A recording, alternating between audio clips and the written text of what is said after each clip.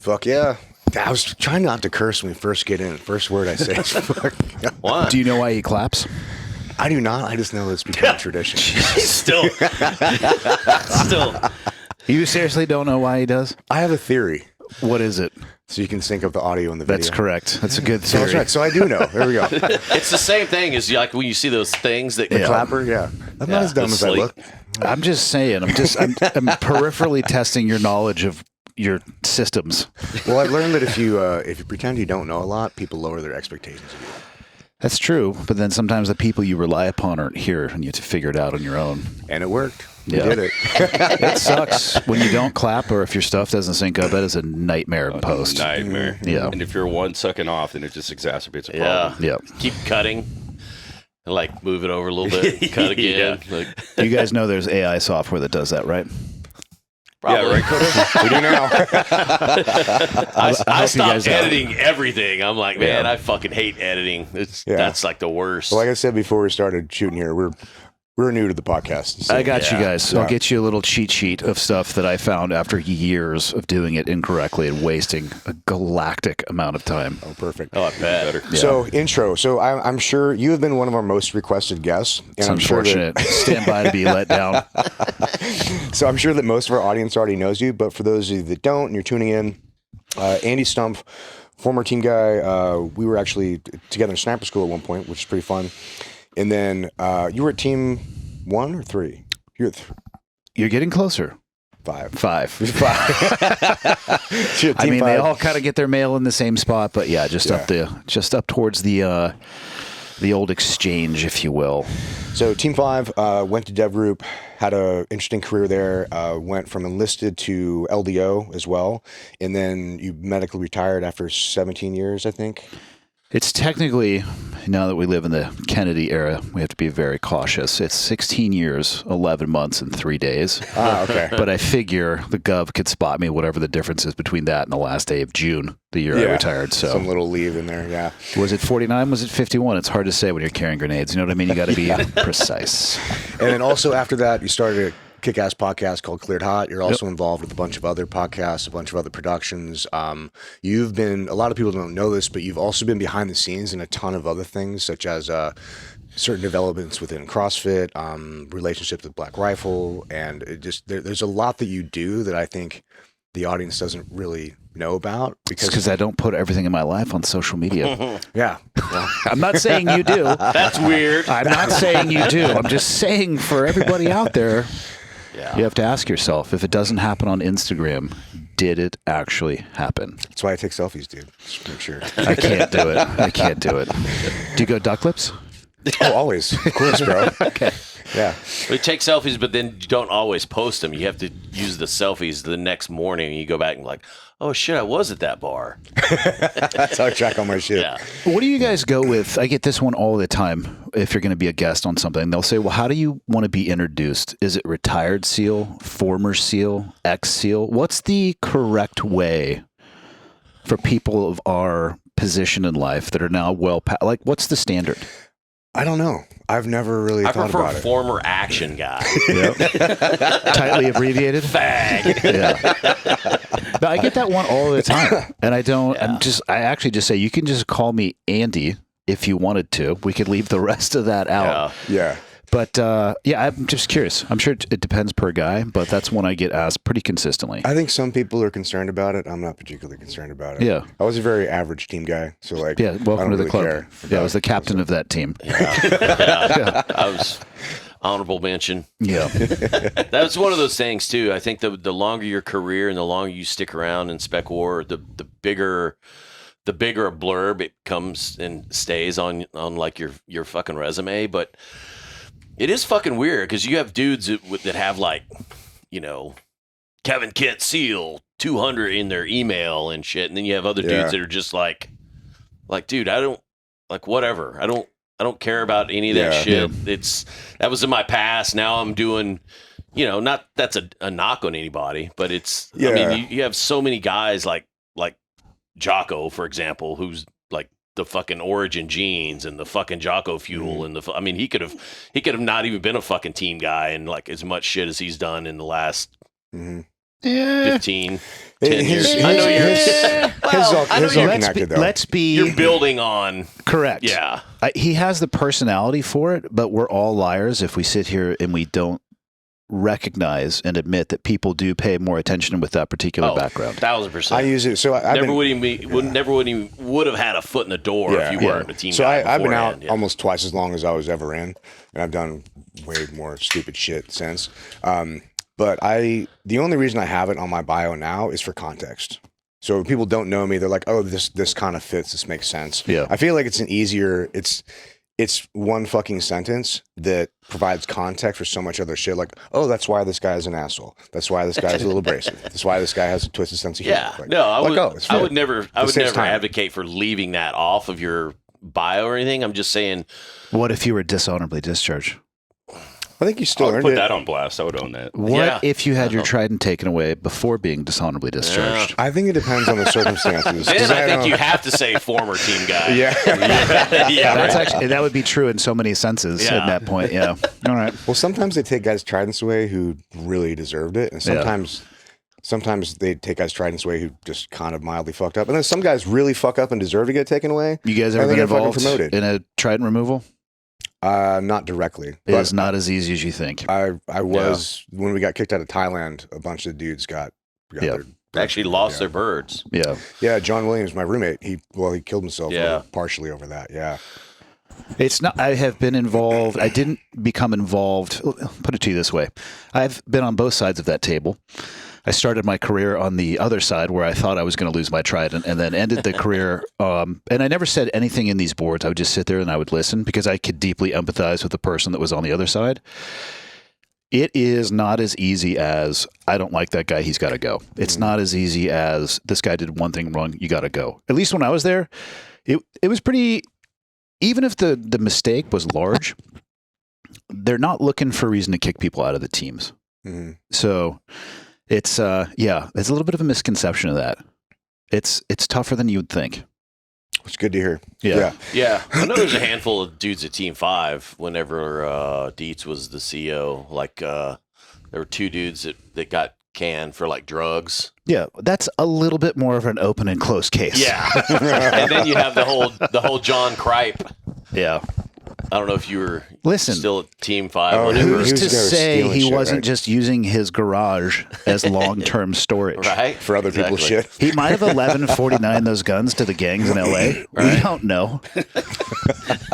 Like selling fucking 40 Mike to like some white supremacist groups or whatever shit. the fuck. Yeah. Yeah. He got rolled up. All right. Like All right. Well, hardcore. let's get back on track. So We are on track. I promised you we'd have some kind of fucking structure to this. So obviously our audience already knows you, but we'd like to really tell your story at kind of a deeper level in a chronological sense, if we can. So Are we starting with like first there was light, or where are we going with this? How far back? Then the universe was created, and then it depends on what you believe, how many years the universe has been around, but... where'd you grow up? Santa Cruz, California, which is probably not known for its military recruiting numbers. It's an interesting place to grow up. I describe it as an even better place to leave if you want to get a little bit. And I know people who I went to high school with and grew up with that never left, and it's the most accurate thing to say is we just have different views on the world. I can appreciate their worldview, but if you never leave that place, it'll give you a little bit of a twisted idea of kind of the world that we live in. Santa Cruz is a bubble for sure. Yeah. It is. Was it Kaj from up there? Yeah. Yeah. Yeah, I did junior lifeguards with college. right on. No shit. Yeah, he was, I believe he was over at Capitol and I was in Santa Cruz, and we would like run past each other in Speedos. It wasn't gay, but so he was from up there. And then he played water polo against him too. He was at a competing high school. Oh, shit. Yeah, he was at Harbor High and I was at Santa Cruz High. Super middle of the road upbringing. My mom worked in the tech sector in the administrative side. My dad was a brick and stone mason. His dad was a brick and stone mason. His dad was a brick and stone mason.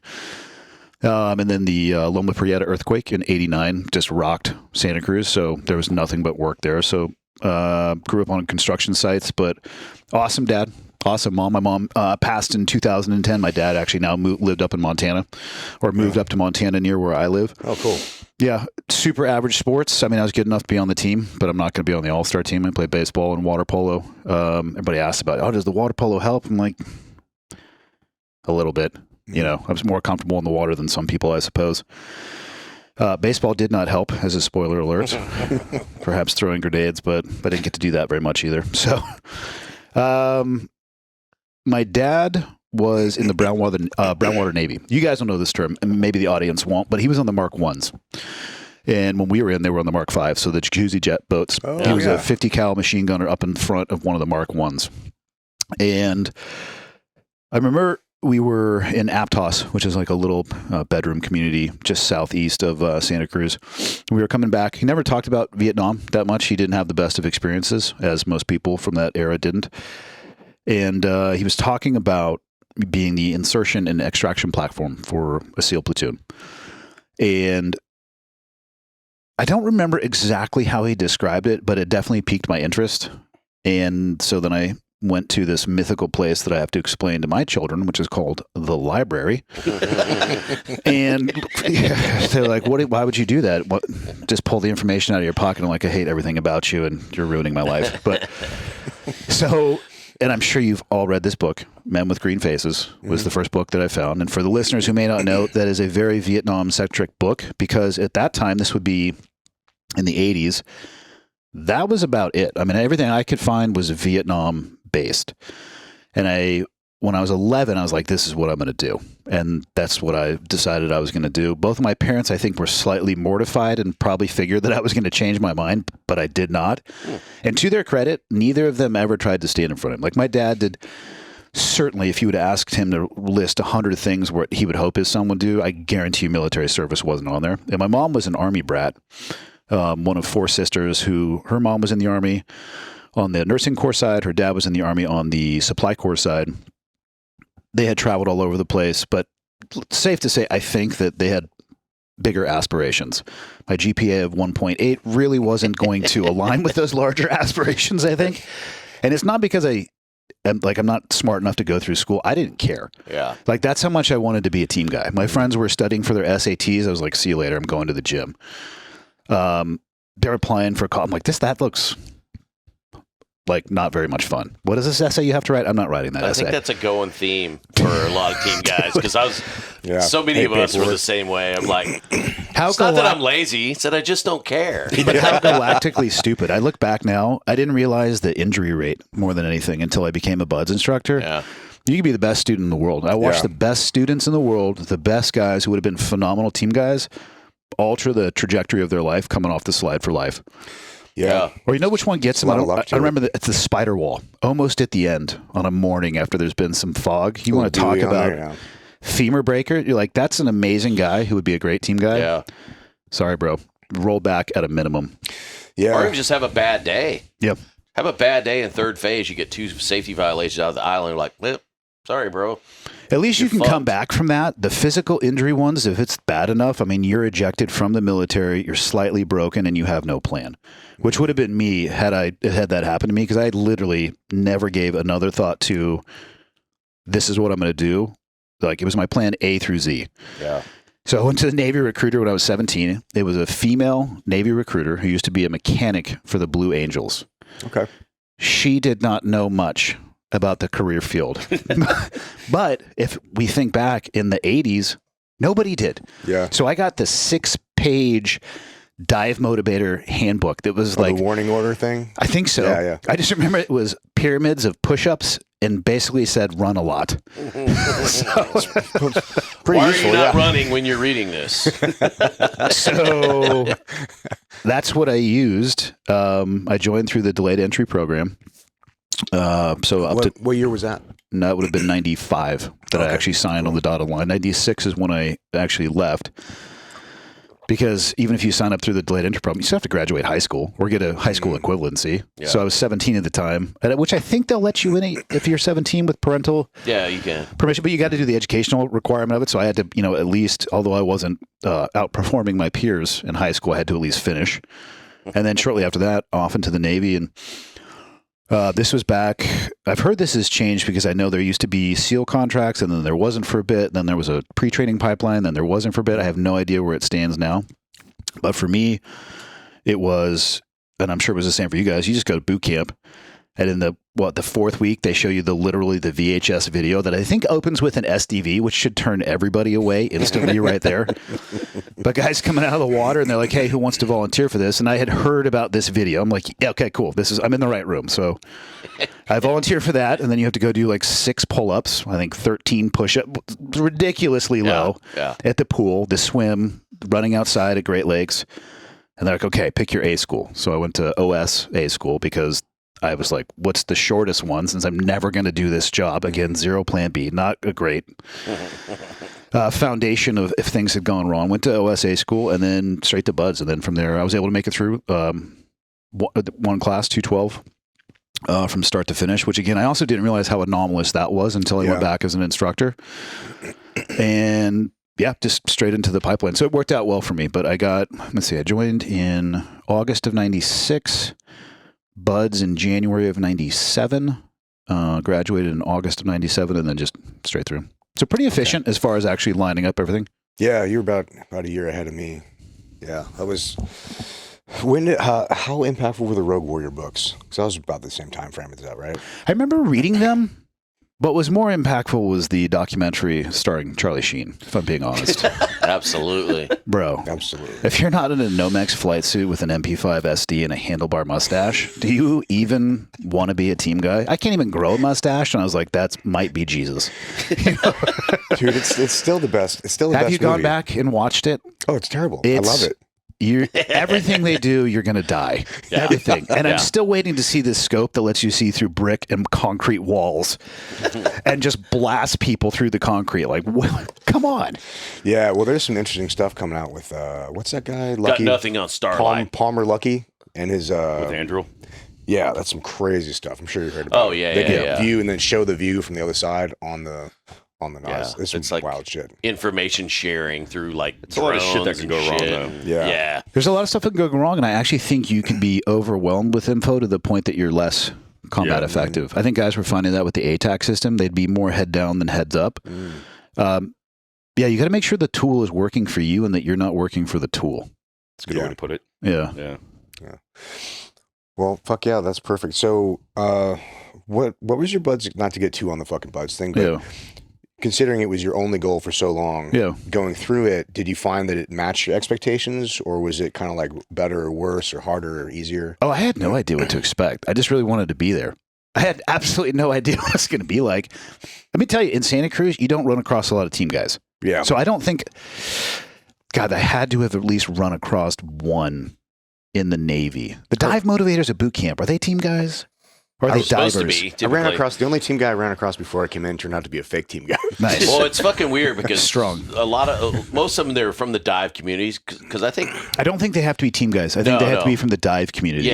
Which is fine. I'm not saying that negative. I'm just trying to remember the likelihood of me actually spending any amount of time with somebody from the community who could give me actual beta. I don't think, even at A school, there was some guys that I ended up going to Buds with, and we would just sit down and be like, what have you heard? What have you heard? And then, I remember some of those things were not accurate. Those are all sedation. Like, didn't they have a brown shirt rollback? We get shipped back to like hang out and do some kind of like pool help out. Like While you're pool in help or something? So in second phase, we use those guys all the time. If you are post pool comp, but rolled for whatever reason, you are going to assist the instructors. Didn't they have that at Great Lakes though? The Scruff program.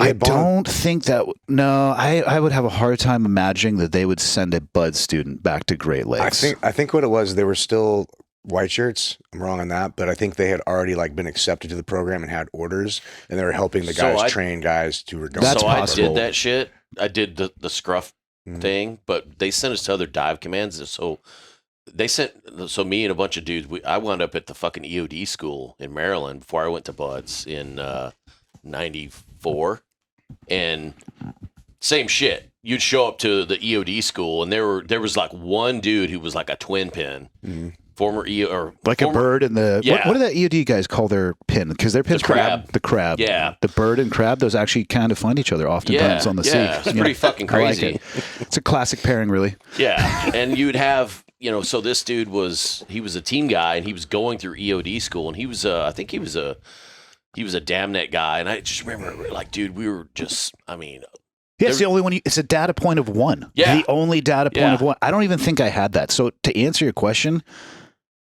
I don't even think I knew. I mean, I knew what I was getting into, like why I was there. But yeah, every day was an adventure. Yeah.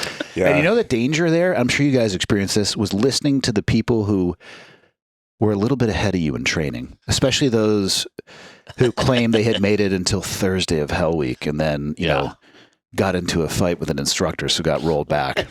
Or most of the time, you're better off just ignoring that and just take every day as it comes at you. You got to be real cautious with the beta.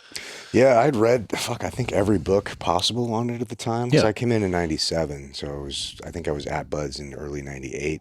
And I was just so excited to oh, fuck, this is Steel Pier. Oh, fuck, this is Log PT. This is whatever. And I was so excited about it that I didn't really feel the pain until it was almost over. Then I'm like, fuck, this really sucks, bro. Yeah. But the program is so well structured. By the time I was like, fuck, man, this is actually really terrible. We're on to the next evolution. Yeah. It's not working out. But Yeah. I'd effectively brainwashed myself just enough to get through. Yeah, there were dudes so I went to boot camp in Orlando, and I remember Taco and Soltis were two dudes that I recognized whenever I finally made it to Buds. I recognized those guys as guys that had been doing the Scruff program in Orlando, and there were a handful of dive motivators that were team guys in Orlando, but you never knew. Like, one of the dudes was this guy Davis, who was on the poster, coming out of the water. So with the everyone's dude, that's him. Rubber AR. Yeah. And then there was a handful of other motivators down there, but it ain't like you got to sit down and fucking ask them questions and shit. They were like fucking gods. I mean, you're just like, dude, that guy's a fucking team guy. Like, and then you meet a couple, you're like, these fucking knuckleheads. Yeah. I didn't figure that out till years later. I was like, oh, okay. Yeah. I remember when, Mikey Sowers? Yeah. My old roommate. So I remember we had this, our next door neighbor, really kind of odd guy, but we moved in and he would bring us these little offerings, pie that he made and moonshine. That's a whole different story.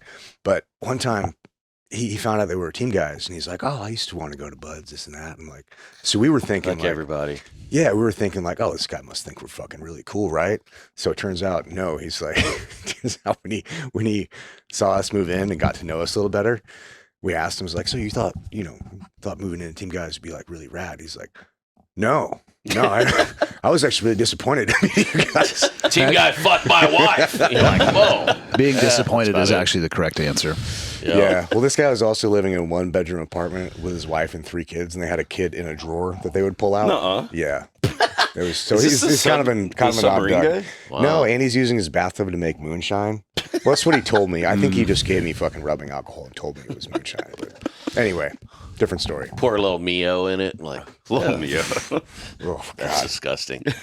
Yeah. Yeah. I found that out later as I progressed through the SEAL community of all of my instructors that were, especially most of those dudes, it was peacetime. Yeah. Most of those guys were either sent back to be instructors against their wishes, or guys went back and were like, well, fuck it. There's nothing going on here. I might as well go back and get some school and go do other shit. There was a handful of there was Ward and trying to remember the other guy. They actually got their degrees and then joined the FBI and were Oh, interesting. yeah. Yeah. Yeah.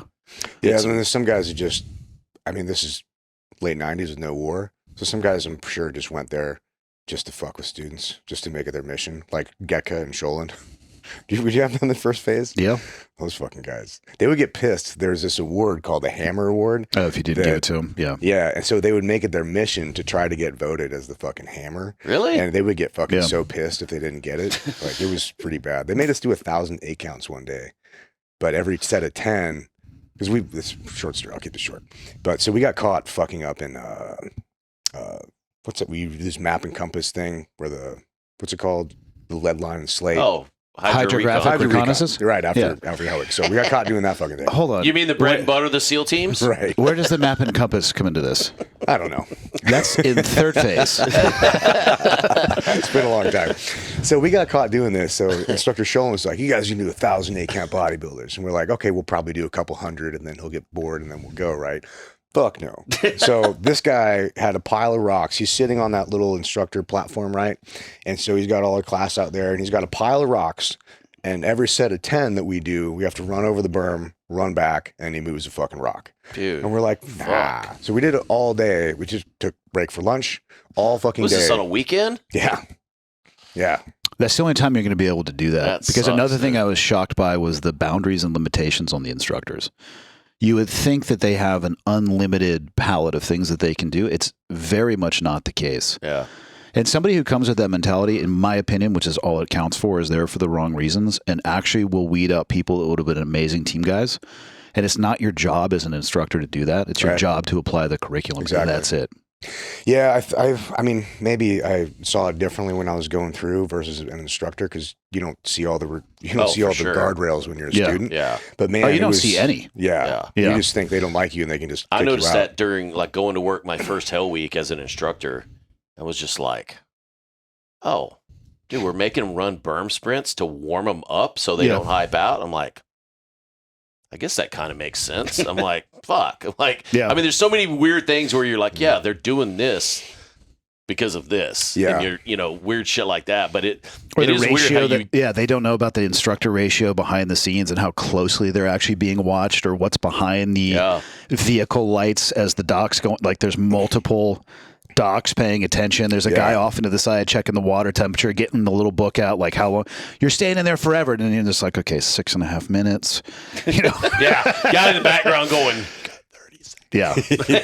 you're Like no bullshit, especially if the class OIC is out there too. Like you are, and I don't mean the student OIC, I mean the phase OIC. Like it's not as creative as the students would think. Yeah, it's very structured. I was there before. I think you were there at the same time, 04 to 07, I think, when it became a Big Navy class or Big Navy course. And that completely changed. There was a lot more freedom and autonomy as instructor before that. Yeah. But then people were getting out of hand with the instructor gate thing and making people come and build their fucking houses on the fucking weekend and shit. Like, it got Are you not bad. supposed to do that? Depends if you get caught. Yeah. Well, also too, I like was the there fucking, for that. Yeah, it was the fucking interesting. training creep. You get dudes that are like, like the fucking 1,000 goddamn 8 counts. You're like, Jesus fucking Christ, dude. Like That's so far out. You would have to get at a minimum Bud CO level approval to do that to students. Nowadays, yeah. Oh yeah. Yeah. That's the fun of that. Yeah. All right. Well, we're way over time on buds anyway. So Nick's over here. Nick's fucking like, come on, gnawing fuckers. his arm off. Just chilling. Used to it by now. We haven't figured out who's going to carry the boats though. Right? Well, Goggins, obviously. Goggins. Does anybody care? No is the answer. Not about Goggins, about who carries the boats. It's like, dude, no. Whatever works, man. Yeah. Okay, so you went straight from there. Did you have any adventures because at that time you had to go through Airborne out at Benning. The whole thing was an adventure. I can't believe they sent our entire Buds class there. We drove straight to New Orleans, which I vaguely remember. I mean, I could tell you the broad scope of what we were doing, which was consuming enough alcohol to kill average human beings, and then ended up in Benning, our entire class, which is not great. And I don't think the Sergeant Airborne's appreciated it very much either. But nothing crazy other than going through a 3-week course that could be done in probably 72 hours. Yeah. Yeah. I was explaining that shit to somebody the other day. I'm like, dude, we literally what is it? Ground week, tower week, air week. And you're just like, literally you didn't do shit until the very last week. And it's like, okay, here, hook this thing in and fall out of the fucking plane. You could have done that week 1. Yeah, I have the unique honor. Well, maybe not so unique, but the unique honor of doing 2 tours of jump school. You did the long course? Did the long course, yeah. I got kicked out my first time. I had to go back and do it. Wearing a watch to PT. You can't do that? Apparently not. Okay. Yeah. It's a snag hazard. Yeah. But it's funny, what I got away with like 2 days prior was, that strip club that was right across the street from No, I don't go to establishments like that. I've never been. What happens in there? Is that church? There's some titties. They put the titties in your mouth. It's like a steak joint. Strip club. So short story on this, but yeah, I was there underage with Tyler Coakley's ID because he got kicked out a couple classes prior and was coming back. I also was using fake IDs from my classmates at that time. So I go to the strip club. I've never been to a fucking strip club before or a bar at all. So I go in there, and long story short, I get this stripper on my lap with the titty in my mouth and my vodka Coke in my hand, and she's like forced rape motorboating me with my face on her That was a tits. chick? Yeah. And then it gets raided by the ATF and the DEA. Yeah. So I got away with that, but then I got kicked out for wearing a watch PT like 2 days Well, you were later. using a real ID. It just wasn't yours. True. You know, if it had been a fake ID, I feel like something else would have happened. Well, yeah, thank God for Tyler Coakley. Yeah. It worked out. Yep. Appreciate that, bro. I had a guy in my class that I looked relatively similar to as well. 6 foot, brown hair, medium build. Yeah. And back then it was a very pixelated black and white picture, and they're just like, whatever. Yeah, close enough. Yeah. Perfect. All right, so you did that, and then how was checking the Team 5? Was Kevin there when you got there? I think so. Weren't you? Yeah. I got there in 95. I got Yes. there in August of 95. But Yeah, so you were probably finishing up your first platoon. yeah, I think the first time I ever ran into you was like at the airloft. Maybe. And I'm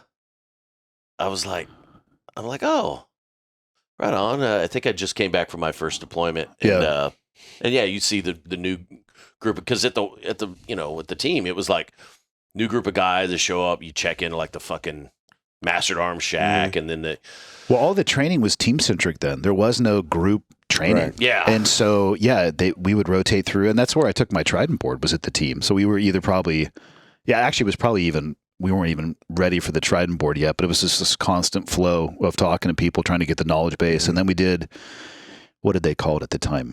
They call it SQT now. It was STT. So we went through the first portion of that, and then came back and still had to do the circle again through the team. Yeah, it was fucking crazy. You guys and had they're a trying to tough Trident revamp board. all that shit. What's that? You guys had a tough Trident board. I would say it was thorough. Yeah. It was fair. You But guys it had was, to like ruck around. Ours was pretty admin related. One. I didn't do any rucking, did you? No. Did you? I thought you guys had to like take rucks and run around different stations. And No, shit. they No. changed that after. Oh, This was okay. probably in the early 2000s that was when Chambo was like, we need to make it harder. And because I mean, when I did mine, Because it they was haven't literally come like, from a selection course right before this. Let's make it harder. yeah, Dipshit. So it was literally like sitting in they had like a little conference room, like right off of like the XO's office. And at least what I remember doing mine was they're asking you a bunch of fucking questions and shit. And then, you know, they hand you a fucking Draeger and like, hey, put this together. And I'm like, oh, but it was like Andy was saying, it's very thorough. And it was, I mean, you'd have some rando dude on the fucking Trident board that was asking you like, how many gores in a T10 parachute? And you're like, really? What? Like, Yeah. what the fuck? Several. Yeah. No, All like of the them. armory. I remember this still to this day. But a table about this big. There was a 60, an AR, a 226, M79, probably a shotgun. They're like, okay, like declare which direction is clear and safe. I'm like, I'm going to use this one. They're like, disassemble each and every one of these. You're going to tell me about every piece and every part. Mm-hmm. Muzzle velocities, magazine. I'm like, and so I mean, we'd studied for that for a long time. Yeah. But like thorough like that. I mean, is that hard? I mean, I guess it's challenging, but it's not. They're not spraying you in the face with water. Well, But and you had to because some guys didn't make it, and it was a real fucking problem.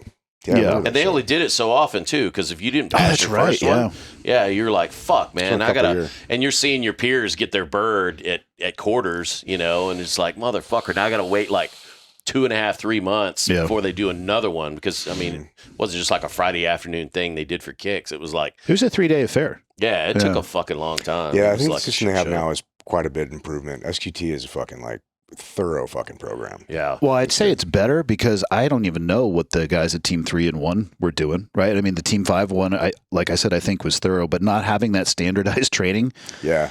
isn't the best if you have to operate with each other at any place throughout the world. So Yeah, shit changed for sure. Yeah. And I think that's one of the things that definitely got a lot better, the training curriculum program. It's been good. The guys that are coming through now as like actual team guys are fucking like way better than in our era. Yeah. they should be though. Yeah. It's I talk with people who are coaches and they get hesitant about having somebody being able to outperform them. It's like, no, man. That's great. If you're a good coach, you actually, like whatever genre you might be in, you should be able to create somebody that A, can achieve what you can faster than it took you, and then B, should be able to do more, which is going to hurt your ego, but that's the mark of a good coach. Yeah, and it's not just having the experience to do it, it's having the knowledge and communication base to transfer that experience onto them to have an accelerated learning curve. Yeah. That's really the magic. There are plenty of dudes who are fucking, like, like jiu-jitsu, plenty of guys are great practitioners, but they just can't articulate how to do this, so they're not good teachers. A lot of team guys are like that too. Almost, well, not, I'm not going to say always, but almost always, like the best shooter probably wouldn't be able to replicate himself. Right. Or the best breacher could just figure stuff out on the fly, but could he teach that skill to somebody else? And I'd almost rather go with a guy who isn't as good, but can force multiply and teach everybody else. However, when the shit's hitting the fan, I really would prefer to have that other guy. Fair. Yeah, fair. Exactly. Yeah. If I was given a choice, which you never are, I really would like to take the high performer in that moment. Yeah, I definitely feel like when they standardize SQT, they definitely raise the bar in terms of. That's awesome. I think that's a really good thing. Yeah. Yeah, dudes are good, man. Do you happen to have that energy drink? Did you bring one? No, I didn't have time. Good one. Oh, that's good. Want some energy drink? Yeah. I'll get it in a second. Anyway, I'll have a fucking water right now. So when did you decide that you wanted to screen for Damn Neck out of 5?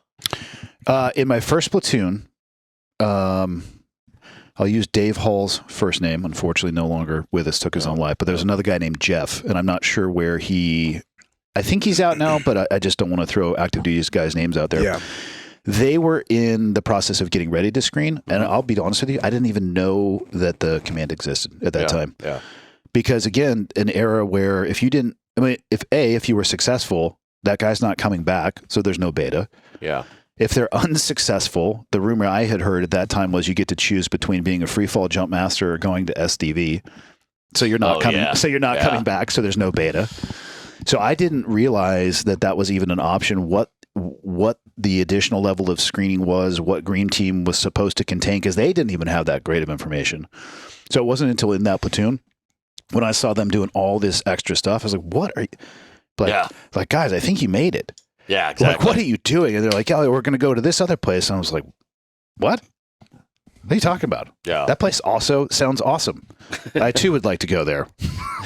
That's where it came from. I had no idea until I met the two guys who were prepping to go there. One made it, one did not. Yeah, Dave Hall. That was he's an interesting cat, man. We just had Nick Hawks on a little bit ago. Also, and he was an interesting cat. Yeah, Dude, tell me about it. He was telling some stories about Dave that were like, they're great stories, and he sounds like a really fun guy until you're actually in one of the stories. I'm like, this is not a fun experience. Dave was probably the most influential and impactful mentor I had in my career. Oh shit! Yeah, he was in my first platoon. He was one of the most senior guys in my first platoon. Like that guy set the standard for what a team guy was. Oh, that's good.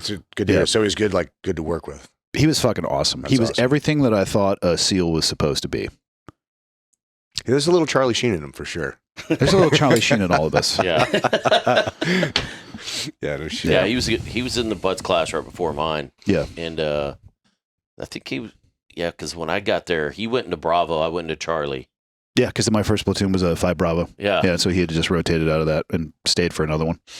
Was this the same timeline as when Dirty went and screened? I don't know. No, Dirty's Dirty was quite a few 10 classes years later. Yeah, he was 242, I think. Okay. Yeah, so this was in... This would have been 98. Yeah. Yeah. Dirty shit. was screening in probably It was like 2007. Yeah, so you did one deployment and then went straight over? 2.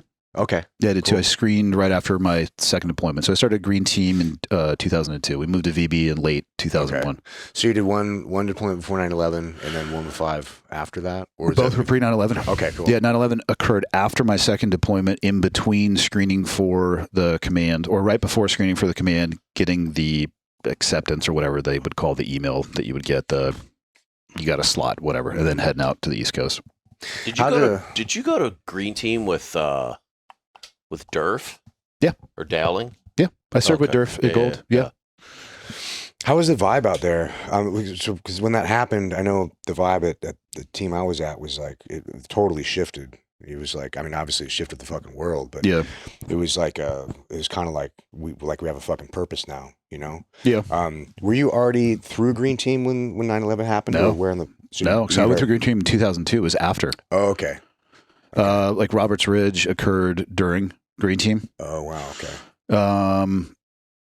I mean, I would say the vibe was more than anything just uncertain. I mean, obviously there was a shift and a realization that this just went from very conceptual to very practical.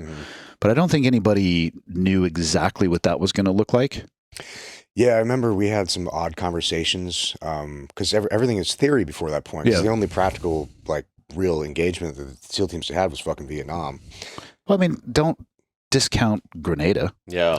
Yeah, Where Panama. team guys drown, Yeah. you know? Fuck, dude. Panama, dudes getting shot up on the fucking tarmac. But Yeah. do you remember that because I know at Team 1 we were having this debate on what rifle you would carry into the house, and there was an argument that, MP5, obviously. but there was an argument that you would patrol in with an M4 and then switch to an MP5 for housework. A deep part of me can 100% agree with this, even though Isn't it crazy that was an actual it's argument back insane. then? But in that era, knowing what Nobody we didn't knew. know then, I could imagine sitting around a fire and be like, "That's actually what we should do. Yeah. Yeah. Let's take a pistol caliber submachine gun into a close proximity engagement. That's what we should do." with iron sights, no less, too. Oh, you're not using them at that distance. Yeah. Who's using sights? Nobody is. Yeah. No, the MP5, you got a 30 rounder. Just go to town, Yeah. man. Or flashlights. Yeah. Dude, I remember when we first used those MP5s. There was you didn't even have. Some of them had a provision for a flashlight on there, but Yeah. for the most part, it was like, I mean, goddamn. Or even transitioned to a fucking pistol that didn't have a light on it.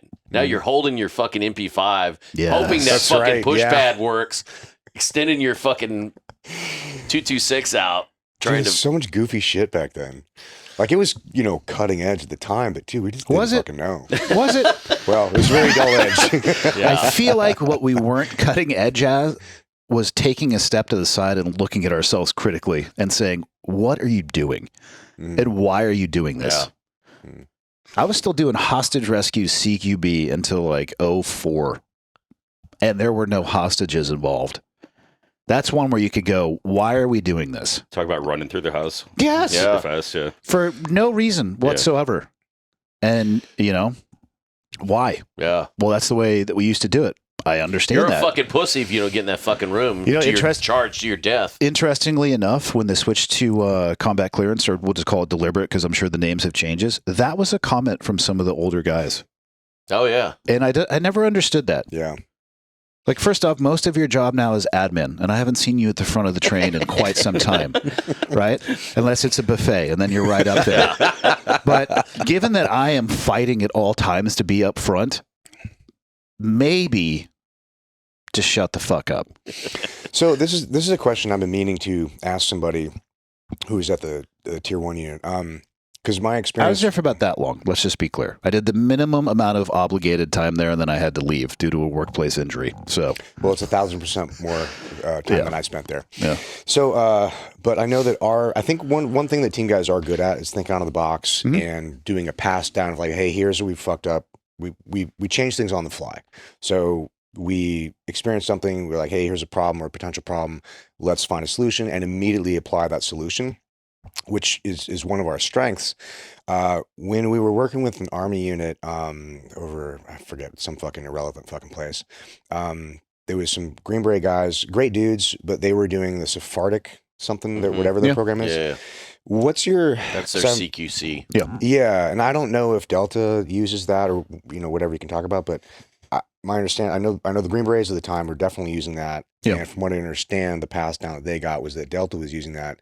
Knowing how the Army operates, they don't really change things that often. It seems like you're missing a huge asset if you just have this framework of how we do CQC and you literally have books on it that people can get, and then you don't change that. Do they still do that? And what's the perception of, I guess the bigger question, the CQC at the different tier 1 units? Is there flexibility? I would imagine there's probably flexibility in ours. Yeah. Do you see that same flexibility in theirs?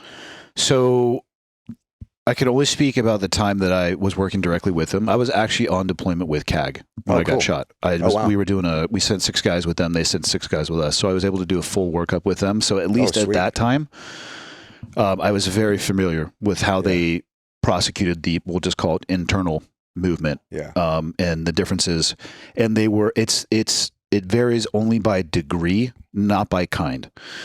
And they 100% have adapted and evolved based off of real world feedback. Okay, cool. Just like the command has as well. I would say it is very similar. You would need a little bit, again, this is based off me working with them back then. You would need a little bit of time to train, either them coming to work with us or us going to work with them. But it would be on very small things just to make sure that your movement wasn't throwing somebody off, that you're seamlessly fitting into it. But the 6 guys that we shifted to doing the clearance the way that they did, which again, not a massive difference. I'm not going to get into it just to protect the details. Sure. Very, very, very close. That unit is fucking awesome. Those guys are the best, man. They like everybody thinks that there's some rivalry, and I'm sure there is at certain levels. But we showed up there, and those guys were just like high five, like what's up, welcome aboard. That's dope. That's good to hear. And they're awesome, man. They're the same guys. They just chose a different path. Yeah, it's funny, man. Oftentimes I hear the people that are most fired up about the rivalry are people who aren't even attached to any, like they're the airsofters or the fucking the LARPers and shit. They're like, this thing's better. They're like the people who are the fans of it. You know, they're not. Yeah, but let them. Who cares? Yeah. Well, I don't know. It's just funny, man. They make all these comments and shit. And just, I find it. Here's the theory. Don't read them. That's his favorite thing to do. I enjoy it, man. I do. Occasionally, I will. I was getting into it with somebody today, and I literally had to like delete the conversation, restrict the person, not because I think negatively of the person. I'm protecting my own time, and it's too easy to fall into a negativity bias. Yeah, because you'll ignore 99 positive comments and get wrapped up around one that's negative, and it's just not healthy. And I recognize that in myself. So those are the metrics that I use to control myself. Yeah, I've noticed that almost 100% of the people that do just go out of their way to come on and comment negatively or talk shit, almost 100% of them are people that I don't give a fuck about their opinion anyway. Yeah. So I just immediately discount it, and then I revert to, how can I just make fun of this person so hard that they go in the mirror and fucking cry? And I have a good time with it. I really enjoy it. It's like, I don't have many hobbies, but I'd say that's one of them. I go another way with that. I ask myself, would I likely want to switch positions with this person in life? And the answer is almost always no. And then I try to think about, as I get older, working on, I've heard this term, it's called empathy. My wife talks to me about it. Do you know anybody who is like happy, successful, fulfilled, that spends their time in the comments being super negative?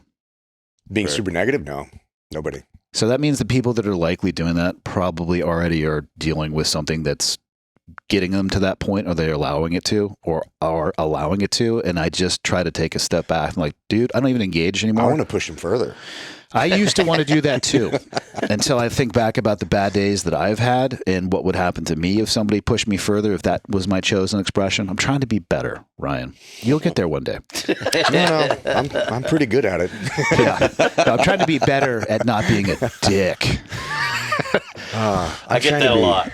Yeah. The wife, you're a fucking asshole. I'm like, yeah. Those people are already having a bad day. At this point, most of the time, I'll actually respond to them. I'll be like, listen, man, I don't know what's going on in your life. I do legitimately hope it gets better. Take it easy. And I leave it at that. I usually just send them a screenshot of their own face and say, LOL. That's one way you could take it. I like it. It always works. Yeah. It's fun. Then they know what to say and they shut up. Anyway, I don't have many hobbies. I need a new hobby, I think. Wasn't it guitar? Yeah, I gave it a whole year of private lessons, and I realized this is not my jam. I'm not like fine motor skills is not my thing, and I suck so bad. A year of private lessons, and I still like can barely play like one song all the way through. Is it Stairway to Heaven? That was Chris Stapleton song, but I mean I can make it sound like, and it doesn't sound like music, but it sounds roughly like the general tone of the song. But after a year, I'm like, dude, I'm gonna move on.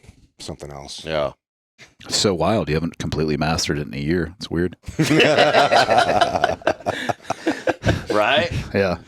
So, What Andy, were you thinking? Did you notice much of a cultural difference between Dan Neck and CAG? Not at the operator level. And again, I wasn't in the rooms or breathing the air at the senior level. I think pre 9/11 because even the SEAL teams used to be horrible to each other because we would argue for, like Team 5 we're getting, awesome like woodland camis and the Team 3 dudes are getting desert chocolate chips. And I'm like, hey, dude, let me have one of those. They're like, why don't you go fuck yourself? Like, but I thought we're only separated by a fence. And I thought we went to buds together. They're like, yeah, we're never telling you anything. If the big mission comes, we're going to get it. Yeah. Right. So it was like a battle for budget and relevancy. And then I think when that was removed, I think it changed a lot. Yeah, Force 21. Yeah, it was a big difference. Yeah. A lot of things changed that time, man. We're actually at fucking war, so all this theory shit went out the window. Yeah, the budget and relevance thing kind of just went away when everybody realized that there was enough for everybody. I think that kind of rounded the edges on a lot of that stuff. Yeah, the Golden Connex box opening was fucking huge in the early 2000s. Yeah. It's wild shit. So you've been around a lot of different units, man, a lot of different people. The characters are generally the same. As far as like you said, just choosing to go a different route, but the mentality is usually the archetypes are largely the same, yeah. Yeah. What I know I have a handful of like the funniest stories I've ever heard from the team guy side. What are the funniest like Army stories you've heard from working with those guys? I mean, honestly, we were so busy that we didn't have time to sit around and tell stories. I mean, I think I was on that deployment for maybe right at 30 days before I got shot. And I mean, we were busy from sundown to sunup every day, just rack and stack as soon as the cell phone network would come on. So there wasn't a whole lot of time to sit around and bullshit. Yeah. When you got injured and then had to take a step back, how was that like for you with not the mentality of it, but I mean like just Headspace. Well, the identity piece. The best thing that ever happened to me. Yeah. The only time and the first time I had ever asked myself, what are you going to do if you can't do this anymore? Which I highly recommend people do at some point in their career, not a month before you get out, even though that is an option. There are better options. We all know people who literally were like, yeah, I just got my DD-214. I'm going to figure it out. It's like, okay. I hope that you're able to. You have just literally created for yourself the most difficult path. And I also don't want people to ignore their job, right? I'm saying like 24 to 12 months out, just like lift your head up a little bit. Figure out what you might want to do. Explore it a little bit in your off time. But for me, I mean, I was actually literally and physically sitting in a hospital bed as we worked our way back to the U.S. I had to figure out, asking yourself, well, what does this mean? Like, is it over? Am I going to be out of the military now? If I do get out of the military, what am I going to do? And that kind of stuck with me the whole time after I was in.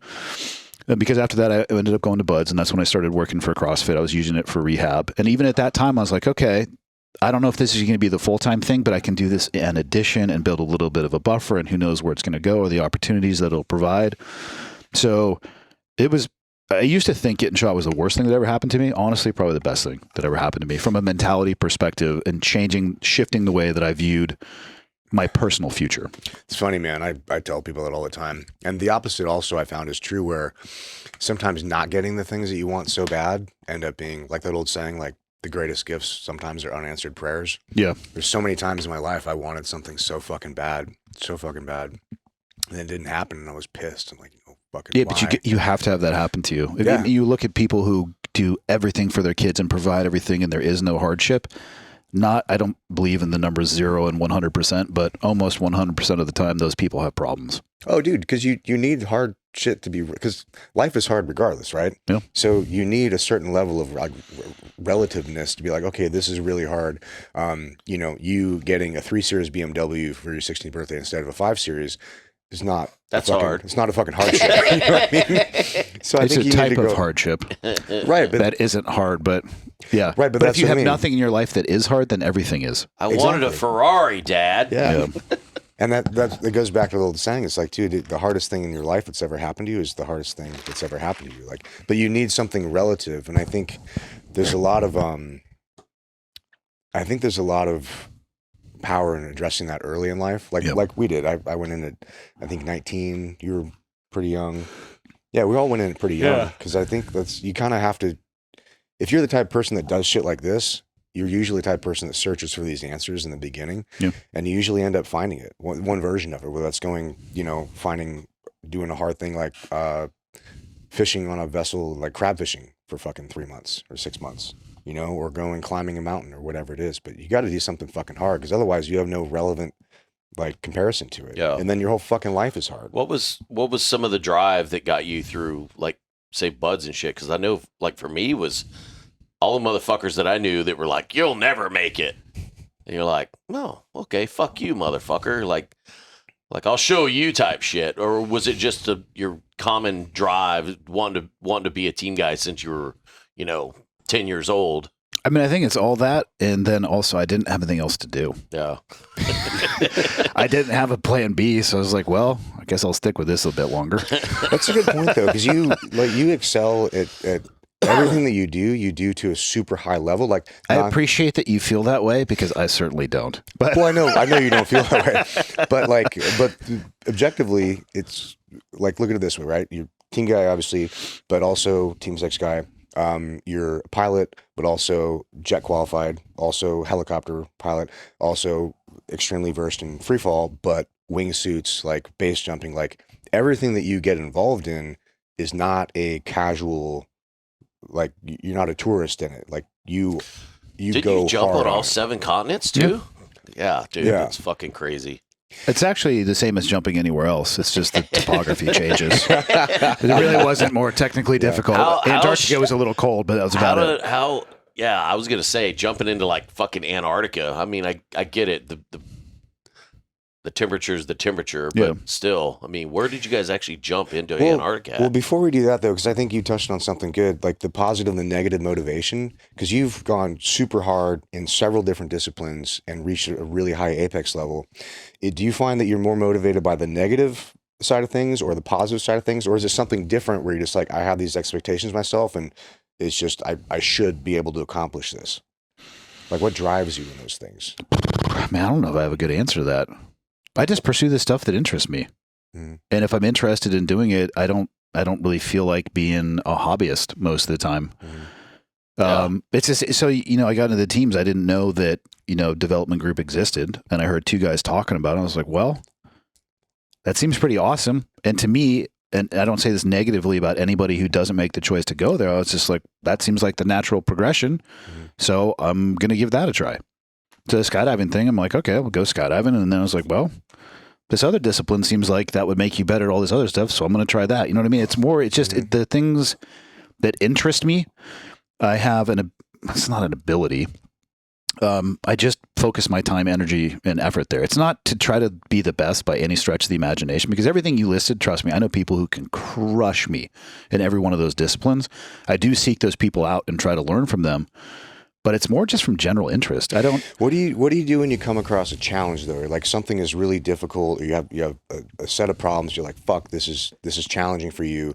Do you fall back on like, well, is it a fuck you mentality, like I'm going to do it, or is it like I'm a positive mentality, like Neither. rah-rah? It's full logistics. Okay. Like when I started messing around with wanting to learn how to fly helicopters, you can look at it and be like, okay, I see a helicopter flying. I don't know anything about that. That seems like it's impossible. And if you view it from that perspective, if you were to take somebody who doesn't know how to fly one and put them in a helicopter, you are 100% correct. That is impossible, except for a very short period of time until you turn into a fireball. So Exactly. I look at that and I go, okay, if I want to be able to do that, what do I actually have to do? And usually one of the first things I have to ask myself is, do I have the time? So where I live in Montana, people are like, oh, you live in Montana. Do you have electricity? I'm like, yes, we do. And running water and the internet and everything. You know what I mean? Like, and wagons and horses and the whole nine. We even have those still too. So it was, okay, is there somewhere I can learn to do this locally? Because if not, I can't dedicate the time to doing it. And I was driving to the grocery store and I saw a very traditional training model Robinson helicopter landing at the city airport that happens to be right by the grocery store. It's like, son of a bitch. And so I went in and talked to the person. Do you have an instructor that I can, because of the limited time I have the ability to do this, I try to do stuff like that instead of like a lesson per week, which you end up with like 4 a month. And most of the time in the next lesson, you spend refreshing what you tried to learn in the last one. But I'm like, can you do 5 days a week? Let's meet in the morning. Let's get it on the schedule. My kids are off and busy. And the guy was like, actually, yes, I can 100% do that. And it fits my schedule well. So I look at it purely like logistics. This is what I want to do. This is where I am, but how do I bridge those two things. Is it a money issue? Is it a time issue? Is it they don't have the training whatever it may be? And I just kind of line those things up. And then once you have that lined up, then you can just focus on the next step. And you don't have to worry about, like, one day I'll be able to fly that helicopter, but like right now I probably should be able to learn how to turn it on. Like, let's start there. Yeah. You know what I mean? So it's not positive or negative in my head. Like, I'm not going to a helicopter equation. Yeah, I'm not going to a helicopter lesson and be like, you fucking piece of shit. Are you going to be able to get this thing off? Like, looking in the mirror, just really hyping myself up. Like, God, you suck. But no, it was just something that interested. That was purely for just out of curiosity and interest for myself. Yeah. So it was neither a matter of positive or negative reinforcement. So the next layer on that is because, like, you touched on bandwidth issues is a real thing. I know we're all at busy lives and shit, so I know bandwidth is a real thing for me right now. I know probably a lot of listeners are in the same boat with it. They have a bunch of varied interests and they want to pursue different things. How do you choose when to call it, right? Like, if I'm understanding this right, you don't do like base jumping anymore. I don't, because I don't have the ability to stay current. I love base jumping. I love wingsuit jumping. There's no drop zones in Montana. I'm at over 8,000 jumps at this point. I can take an immense amount of period time off. And if I'm just going to do like a slick, wearing what I'm wearing, throw my rig on and jump out of an airplane at Skydive San Diego, honestly, I could take 10 years off and do that. I can't do that with a wingsuit. I can't do that base jumping. So I'm comfortable with and okay being able to just put that to the side. Could I dust it off if I needed to? Sure. But I also balance it against what am I getting from this versus the risk associated with that, and how much time would I have to put into it. Yeah. So when you choose to back off of certain things, have you ever backed off of something that you were super focused on before for different reasons other than just like logistics? Or like, hey, like base jumping, for example, like I backed away from wingsuit base jumping after Alex Sonnenberg died. That's what I was. Yeah. But that also coincided with me moving, right? So it was a double edge. And that was around the time that I found jiu-jitsu as well. People would think, I get this one all the time too, like, oh, you're such an adrenaline junkie. I'm like, I don't think you understand me at all, because I'm not. I am not seeking like the point break, bro, let's live on the edge. You know what I mean? And like, I get it. And for people who do that, awesome. If that's your thing, do that. But I am not looking for that. What I realized, what I loved about base jumping is that you're so in the moment. Like when you're zipping up in a nylon suit in Switzerland with your feet over the edge of like an amazing valley, and you can see like the schnitzel stand you're going to go crush an espresso at, but you kind of got to live to get there, and it's going to take every bit of bandwidth you have. And you might have had a argument with your wife on the phone on the way up or whatever. You're late on your bills, all that other bullshit, gone. Like you're not even thinking about that. And when I can find that headspace, God, I can think so much clearer. It just helps me push all the BS out of my brain. So that's actually what I got more out of wingsuit base jumping. Then after moving away to Montana, less of an ability to stay current. Then Alex dies. I'm like, what is the actual benefit that I'm getting from this? Can I find it somewhere else? And like I said, I found jiu-jitsu around that time period. And there's definitely a sense of like disassociation in that, because your friends are trying to choke your face off. And so you focus on that, or you get your face choked off. So can't be thinking about your emails and shit. Yeah. So it's not, is it the same level of intensity? No. But can you get the same benefit from it? Yes, without an immense amount of risk, and also the cost associated. Europe's amazing, not cheap. Yeah. Not free. Those trips, Alex and I would go like 3-4 weeks, because you have to, and you're only probably going to get one a year, and you got to go in the right season. And so you want to dedicate your time, but then you got to be very up to speed on the suit, because it's all visual. There's no altimeter wingsuit base. It's all just camera 1, camera 2. You're like, I think I'm going to hit that tree. I don't think I'm going to hit that tree. So you're skydiving your ass off, which takes time, right? And it takes money. So a lot of it is just, I'm at a phase in my life where my favorite word is no. That is the single most powerful word that I can use in my vocabulary. And I use it very sparingly, and I don't use it to be a dick, but I look at things as if like, how much time can I give to this? Is this, even if it sounds super sexy and enticing, is it the right call to make? Mm-hmm. Most of the time it's no.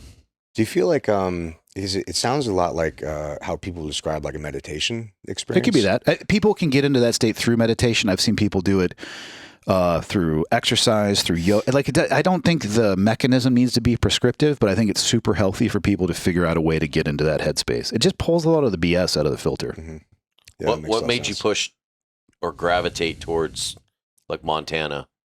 Were you going up there a lot before? Or? My ex-wife was born and raised in Montana, and people from there seem to have this pull to go back and visit.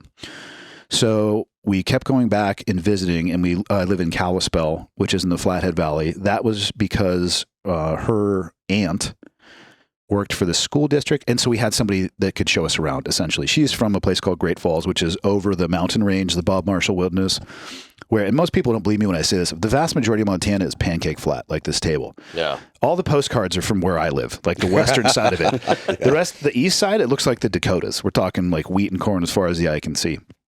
So, and wind in the wintertime too, just rips 70, 80 knots. So we were hanging out in Kalispell, and there was an Airbnb that was being used as an Airbnb, a house overlooking a smaller lake, not the big one. And we just were like borrowed money from my dad, borrowed money from my sister, and just made it work. Made a sight unseen offer on this thing, and they were like, sure. I was like, oh, shit, I didn't do any of the preparatory work to actually get this loan. So crisis loan approval phase entered. And then you were living here before that, right? San Diego, yeah. Out in East Lake, also known as Chula Vista. It's not a big deal, not to celebrate it, but it's the white Chula. Yeah, and I bought that house on a short sale. That was another one I made, and I'm like, you want $800 for this? $550 right now, and they're like, sure, we'll take it. I'm like, son of a bitch, I'm not qualified. You know what I mean? So apparently should have said $495. Son of a bitch. Everybody had these nightmare stories about short sales. We were done and closed in 30 days. And I'm not saying it's the best way to do it, but I'm saying for an N of one, I had a pretty good experience with that. But I also had to like crisis prepare myself to like figure out how I was going to pay for that. Yeah, because it was right at the top end of what we could afford. It was cool. So it was being used as an Airbnb. It was fully furnished. We like the virtual handover of the keys to the website. It was paying for itself, and we would go up there and visit. And so we went up there for an entire December, banner snow year, this huge picnic table outside, and I would sweep it off in the morning, and it'd be like 6 to 8 inches of powder like every day. My family was there.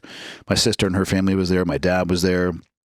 It was just awesome. And then we came back to Chula Vista, wedged into these neighborhoods of stucco houses where here's model A, B, C, and D, and on the other side of the street, they flip, the paint and the windows set up. I had one of those, yeah. Yeah, and it's great. Don't get me wrong, but I'm sitting there like, what are we doing? It's so boring. And my oldest was getting ready. He was in 7th grade, and I was telling my wife at the time, like, if we're going to do this, we have to do it now, because I don't want him to go into high school cold. I'd love to get up there and have time for him to get a social circle. My other 2 children were younger, so they had even more time.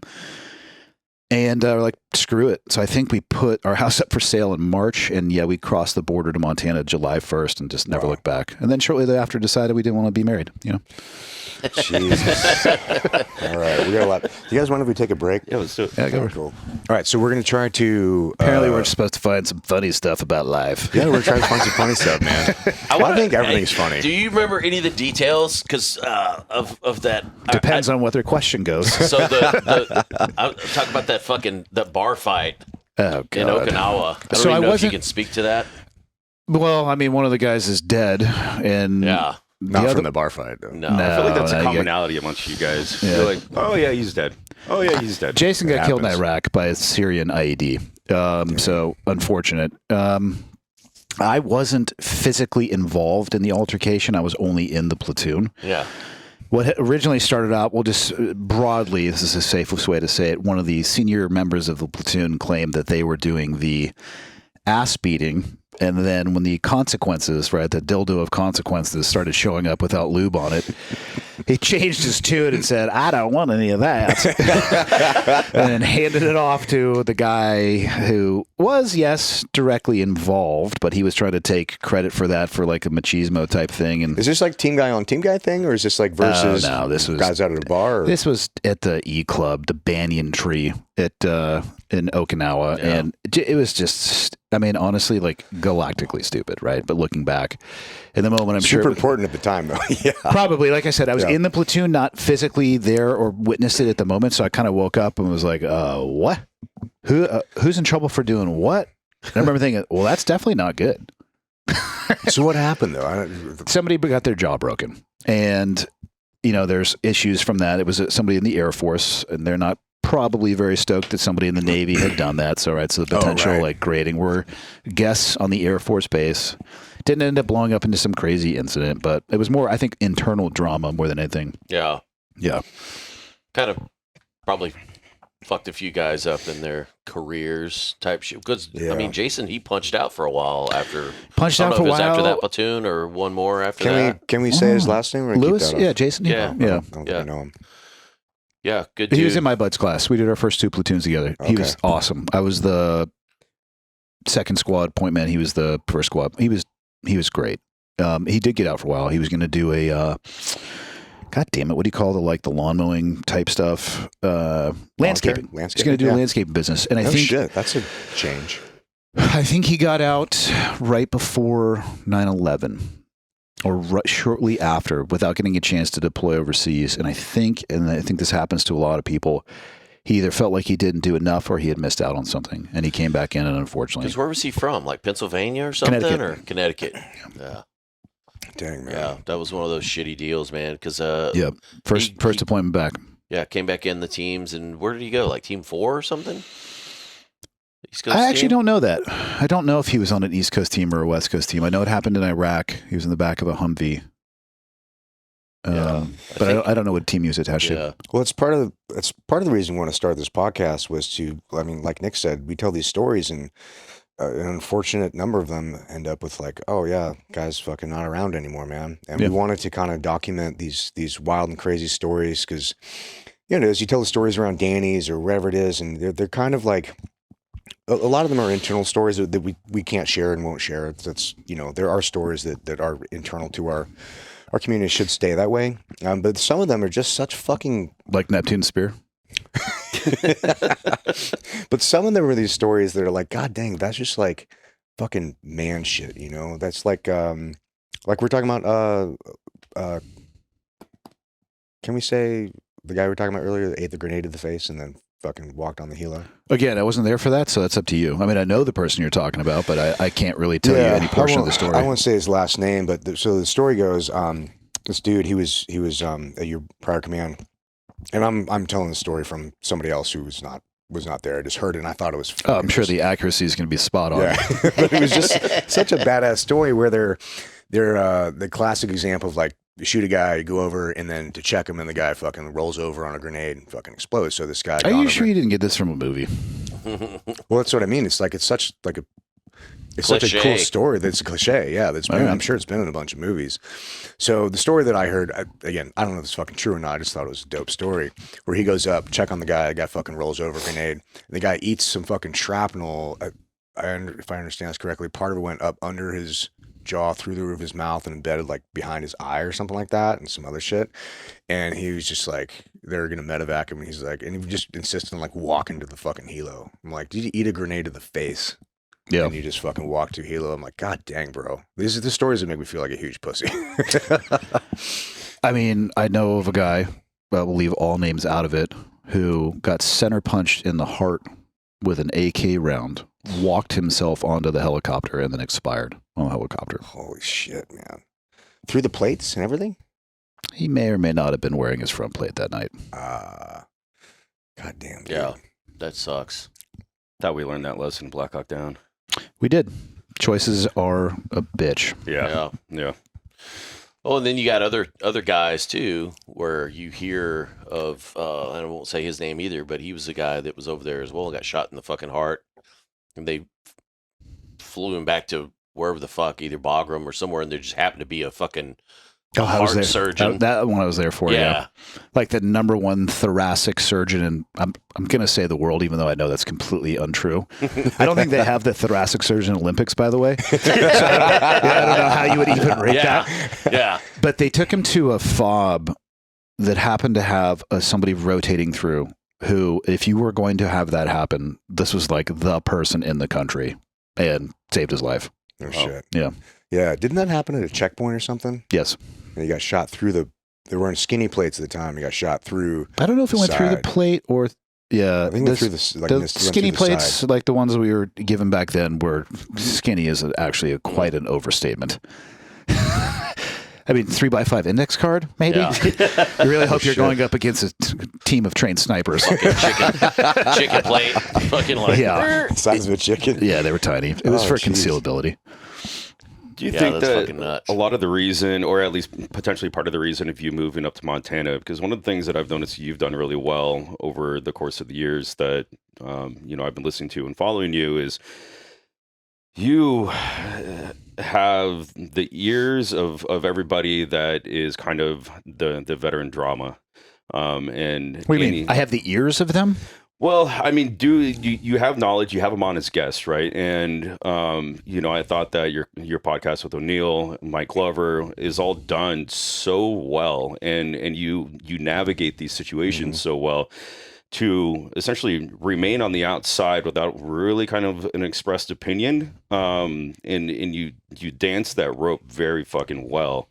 We also push back in the right way too, where it's not perceived as abrasive. Like you do a really good job of I'd also be navigating scared to conversations. not leave my ego at the door with Andy when it comes to a conversation, because I'm like, oh, this fucker's gonna eat me up. Well, I think some of that is I try not to bring any ego into it either. I mean, the questions that I ask are out of genuine curiosity. I'm not a gotcha person, and I heard something years ago that stuck with me, and it basically was not everything is being asked to be judged by you. Who gives a shit what I actually think about it? Let's just go into this and ask actual questions that I'm interested in. Where that leads, I have no idea. The way I structure my podcast, I only know the first question that I'm going to ask the guest. Yeah. And everything from there, I just listen. And Sounds like us. I mean, Since we talk, so listen. well, there are different ways you can do it. There are people who print out a list of questions that they want to ask. Totally legit. I'm not judging in any way. But for me, that doesn't work because I feel like you are already pre-directing the conversation in a way it may have gone somewhere else. Yeah. And especially if you get a guest that has had a lot of questions asked repetitively over time. I mean, I'd rather just listen to what they're saying. And if I had heard a clip or seen something and I had a question from that, like, here's your chance. I mean, here's your opportunity to ask it. And I think if you come at it from a place of not like keeping your ego out of it, keeping the judgment out of it, and legitimately asking from a place of curiosity, I think it lets you ask pretty pointed questions without setting off somebody's radar. Yeah. Without being too judgy either. I mean, you're just like, I mean, that's the thing. Legitimately, I'm just curious. The judgment part, it's so, God, and again, I'm better at this now as I've gotten older, because before I would judge everything without knowing anything about it. And I remind myself of that statement. Like, not everything is being asked to be judged by me. I don't need to be judge, jury, and executioner on things. One of my favorite things to say now is just, I don't know. Yeah. People are like, what do you think about this? I'm like, I have no idea. How can you feel that way? It's because I reserve the right to not have an opinion, and I don't have the bandwidth to study up on every single thing that you might care about. Yeah. Because that doesn't mean that I do. Yeah. I just did a podcast with, Sean Johnson? Maybe. He's a team guy in Austin, and he's on detail down there I worked on. And You talking about for Joe? Yeah. And so I went on a show, and I just stopped watching the fucking news. I just had to, I'm like getting into shit where I'm like, dude, I find myself being either pissed off all the fucking time because they're trying to get shit. you. And so I'm like, you know what? Fuck this. I'm like, whatever. I got better time spent on drinking twisted teas at 10 in the morning. Right. The news is particularly like that. That's the intent, though. They particularly make it like volatile and incendiary. Yeah, because they want to elicit that reaction, because that's what gets clicks exactly. And shares. But so of course, Sean, he does a lot of work with Alex Jones, and he took Alex under his wing, and I mean in terms of there's no judgment zone, bro. No, I'm not judging. So hold on. Sean took Alex under his wing, or Alex took Sean? No, hold on. So in terms of lifting weights and working out and shit, not like in a journalistic standpoint, or even a media standpoint. Alex lost a lot of weight too. Yeah, so he brought it like he was like, "Hey, I want to lose some fucking weight. Like, who wants to train me?" And I think Joe was actually the conduit for that. It was like, "Hey, and you guys want to go help train fucking Alex Jones?" And so Sean literally was working out with him. I think he still works out with him, but it was one of those things when he started his podcast. A lot of it is tailored more towards how how Joe does his and how Alex does his shows and stuff. Like he's got a TV screen and they have a table versus ours is very living room esque. And, we're not watching video on a TV. Yeah, you don't probably have to. should. There's no right or wrong answer, man. Yeah. I would just stay with whatever's authentic to you guys, and that's all that actually matters. Yeah. There is no right or wrong.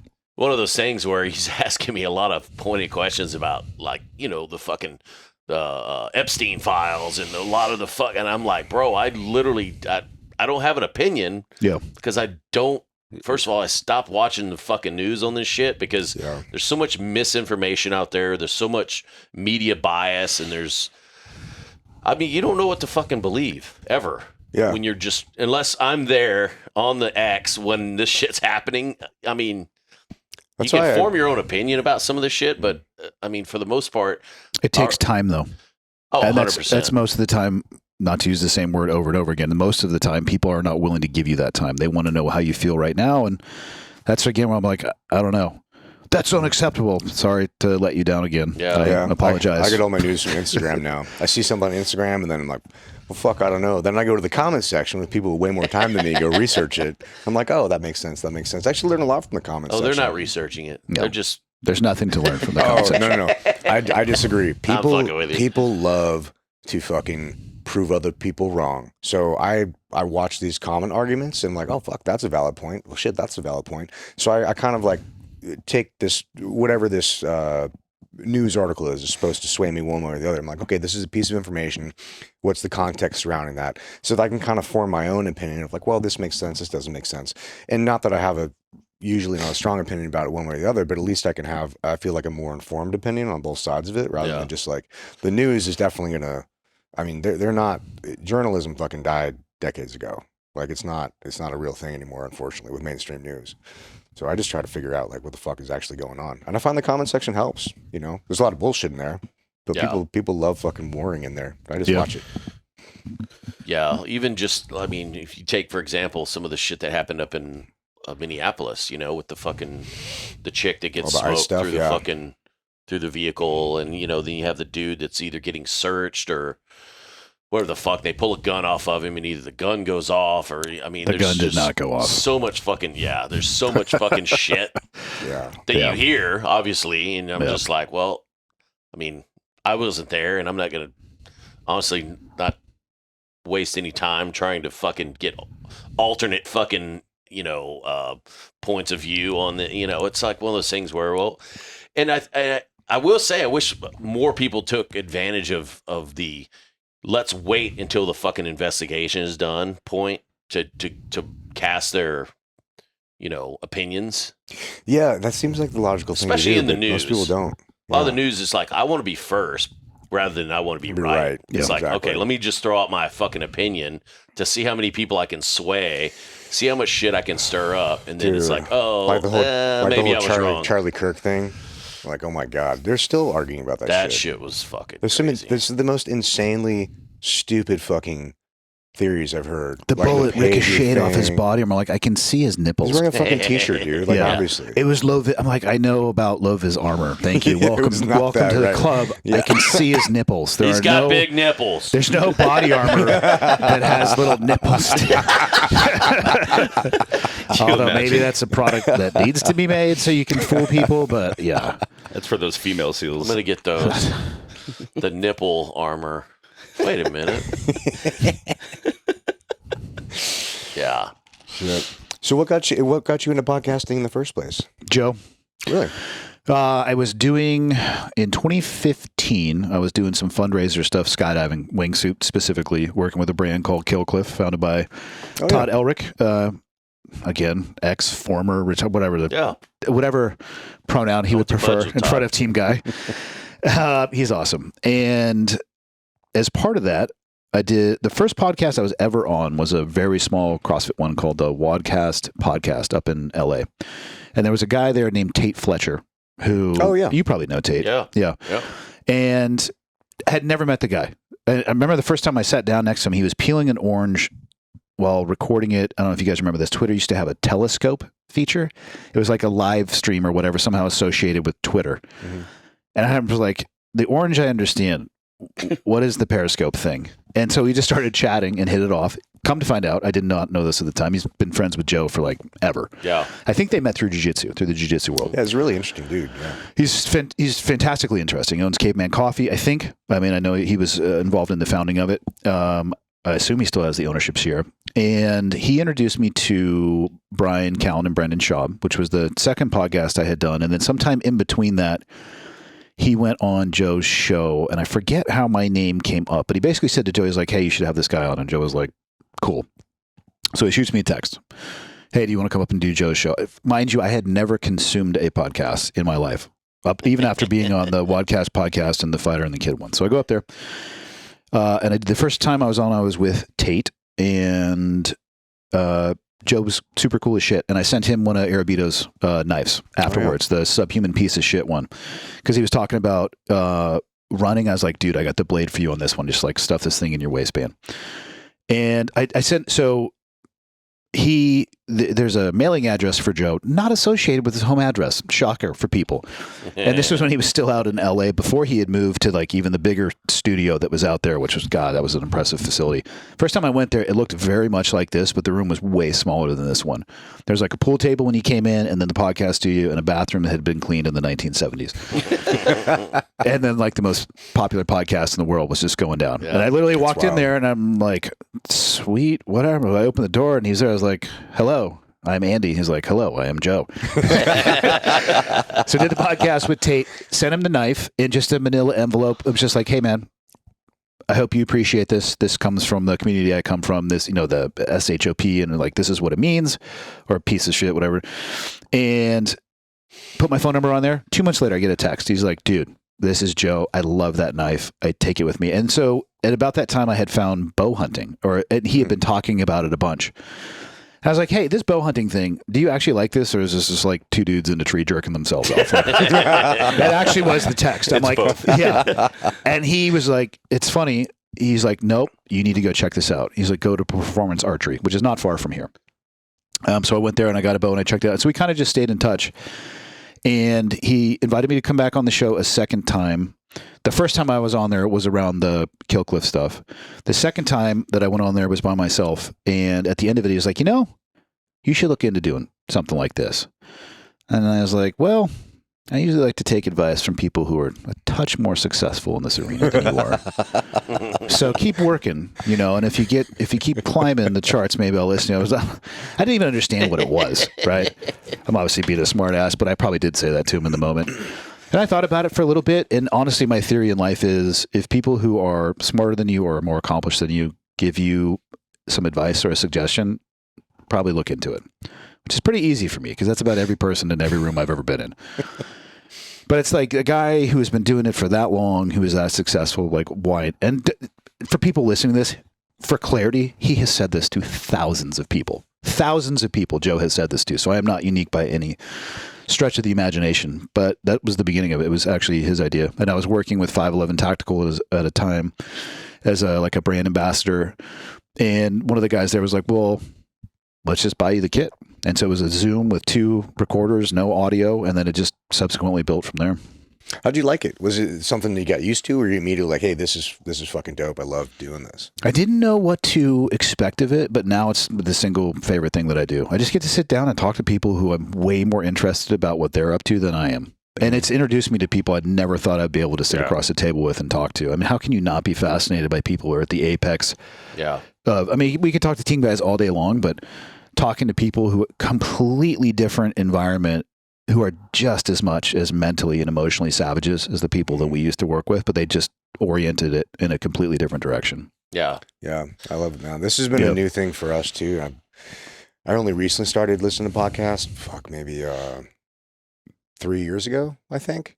Mainly as a way to calm down because I was driving at a car that was God damn it! Yeah, exactly. I'm doing traffic, and I had a car that would it was a Trackhawk, so the Jeep Grand Cherokee with like a 700 horsepower engine, and it's fucking Super fun car. The best car for traffic ever. But the problem is, like, it'll do whatever the fuck you want it to do. So I'm like, oh shit, I can get around this. I can do it. So I would find myself putting myself in these situations where I would get myself in fucking trouble. I was getting a lot of tickets and shit. I'm like, I gotta get rid of this fucking car. Yeah. So I got rid of the car. Or you could just control yourself. No, it's not an option. Should have started listening to podcasts earlier. Yeah. So in an effort to kind of like calm down, because I was listening to music and shit. And, Yeah. you know, you Can amp you up. Fucking hair metal. yeah, listen to Scorpions. It's like, bro, you want to do fucking 120. So so I started listening to podcasts, and I realized it's such a valuable way to gain information, because Yeah. I used to read a lot. Now I don't read as much, because most of the things I needed to learn for the specific things that I was learning in the books, I already know. And now for me, it's more like execution. I need to execute on these things. Like the guitar. That too, yeah. But dude, yeah, I realized how much you can put into your brain in like this extra time that you have, half hour here, half at home, whatever, grocery store. And dude, I was like, this is like a cheat hack to fucking gaining information and gaining context and just like leveling up in whatever area you want to level up. And so I was like, okay, this is kind of cool. Mhm. And then the background behind the podcast, which originally I thought it was going to be a book. Because you know, when you're in, like, everybody that you know has crazy stories, so you don't really think about it. You're just like, oh, everybody has crazy stories. And then you get out and you start telling some of these stories to your friends who are Yeah, and you don't civilians. realize you didn't serve with them, and in the middle of the story, you look and you're like, "Are you okay?" Yeah, and they're like, what And they're the looking fuck? at you like, "Who are you?" I'm like, "Oh, sorry, lost track of where I was for a second." Yeah. Yeah. Or you get remarried and you're telling a story in front, like your work friends will come up to visit, and you'll go out to dinner, and she's just sitting there like, "You did what? Where?" And I'm like, "Yeah." I'm still the same person that you love. However, I can be exceptionally violent in other Yeah, it was that, and it was just their faces where I'm like, oh shit, this is a pretty wild and crazy story. So I thought, and most of them aren't mine. 90%, more than that, are other people's stories who are exceptional and amazing in different ways. I was like, fuck, dude, like these stories should be written down and like preserved in some capacity. And I thought a book would be the best format for that. So I contacted, was it Neil Strauss from, I think he wrote The Dirt and some other ones. And so I contacted him. And, Some Motley Crue. yeah, it was Motley right? Crue, and yeah. And so his assistant got back to me and said, hey, it's an interesting idea. We just don't have time to do it. I'm like, great. So I sat on it for fucking 15 years. I was like, okay, what do I do with this? And then the more I got into podcasting, I realized this is probably a way better format for this anyway, because we can tell much greater depth of stories, much broader, and it can continue on. And so it's like, okay, let's kind of like put this together. So that was the original intent of the show, was to kind of like just preserve these legacy stories that are just so fucking crazy that like I think they deserve to be told. I Like think they Gus deserve Monkey story. yeah, you know, and we're all getting older, and like these guys aren't going to be around forever. And I think it's really cool to preserve these things. And also too, as we've kept doing it and it's evolved, I realized that a big angle of it that I really hold close now is that trying to preserve the legacy of the teams for what it was when we came in. Not that it needs to stay that way, but I think it's an important time capsule of what the history and the culture of the teams were in the 90s and early 2000s, because the guys now it's a different culture, probably better in a lot of ways, but it is kind of missing some of that in different ways too. And I think if we don't preserve that, we're going to lose a big piece of the fucking history of what make the teams the teams. Yeah. So that's kind of what we want to do here, is just kind of like tell these stories and talk about guys like eating a fucking grenade to the face and walking on a helo. It's just fucking dope, man. Or the funny stories, you're like Nick, you know, sailing his fucking sailboat naked through the Panama Canal. That checks out. It's just crazy stuff, man. Yeah. Yeah, he's out of his mind. It's a faster medium. The first thing I ever did publicly out of the military, I started a blog actually on my sister's recommendation. The two classes, one, the most important class I ever took in high school of all things was typing. And in that class, which I think I had to take as an elective to graduate as my senior year, they're like, yeah, you don't have enough credits. I was like, well, how do we solve that? And my buddy's mom was teaching the class. So I'm like, typing class, here we go. Perfect. Lo and behold, typing is an important skill in the modern era. English was the other one I always liked. I had a really cool English teacher, and he'd kind of just let you write about whatever you want. So I started a blog, and it would always take me forever to be able to write, though. which I stopped doing once I started podcasting because it's a faster medium. Mm-hmm. And you can get more complex thoughts out, or I can at least, verbally than trying, like, how do I actually, because talking about things and writing them they're not the same. Yeah, I'm better at writing. Writer's block's a real thing. And then, But you could come talk for 4 hours and Yeah. cover 6 books worth of stuff. Yeah, You know what I yeah. mean? I took typing my senior year as well. Still can't type. It was Also one of the took- few classes I paid attention, and I honestly, I don't know why, but I'm really glad that I did. Yeah. Yeah, I was at that cusp kind of age. I mean, obviously you guys had computers back then, but it didn't really kind of gain kind of popularity until, the mid 90s. And then Black Hawk Down, he's like, I have a very special skill set that prevents me from combat. And he's like, typing. And it was like that in 93. Yeah. Yeah, no shit, man. So you've been involved in all these, a bunch of different companies on the back end. Did that just happen by just relationships, or was there an intentionality behind it? Definitely not the latter. My life has been a ping pong ball. I say this to people, they don't believe me. Everything I am doing currently in my life, everything, revenue generating and non. If you had given me my last day as a team guy, a piece of paper as big as this table, and an unlimited amount of time, and said, write down anything that you think you will be doing post-military service, not a single thing I'm doing right now would be on that list. And most of it has come from legitimately, like the podcast, Joe's suggestion. I own a coffee shop for people who don't know. And I didn't have my first cup of coffee till I was 27. I did not understand. Shit. Yeah. Well, I take that. So my mom, I remember the red Folgers Oh, yeah. sealed can of coffee. Yeah, old school, yeah.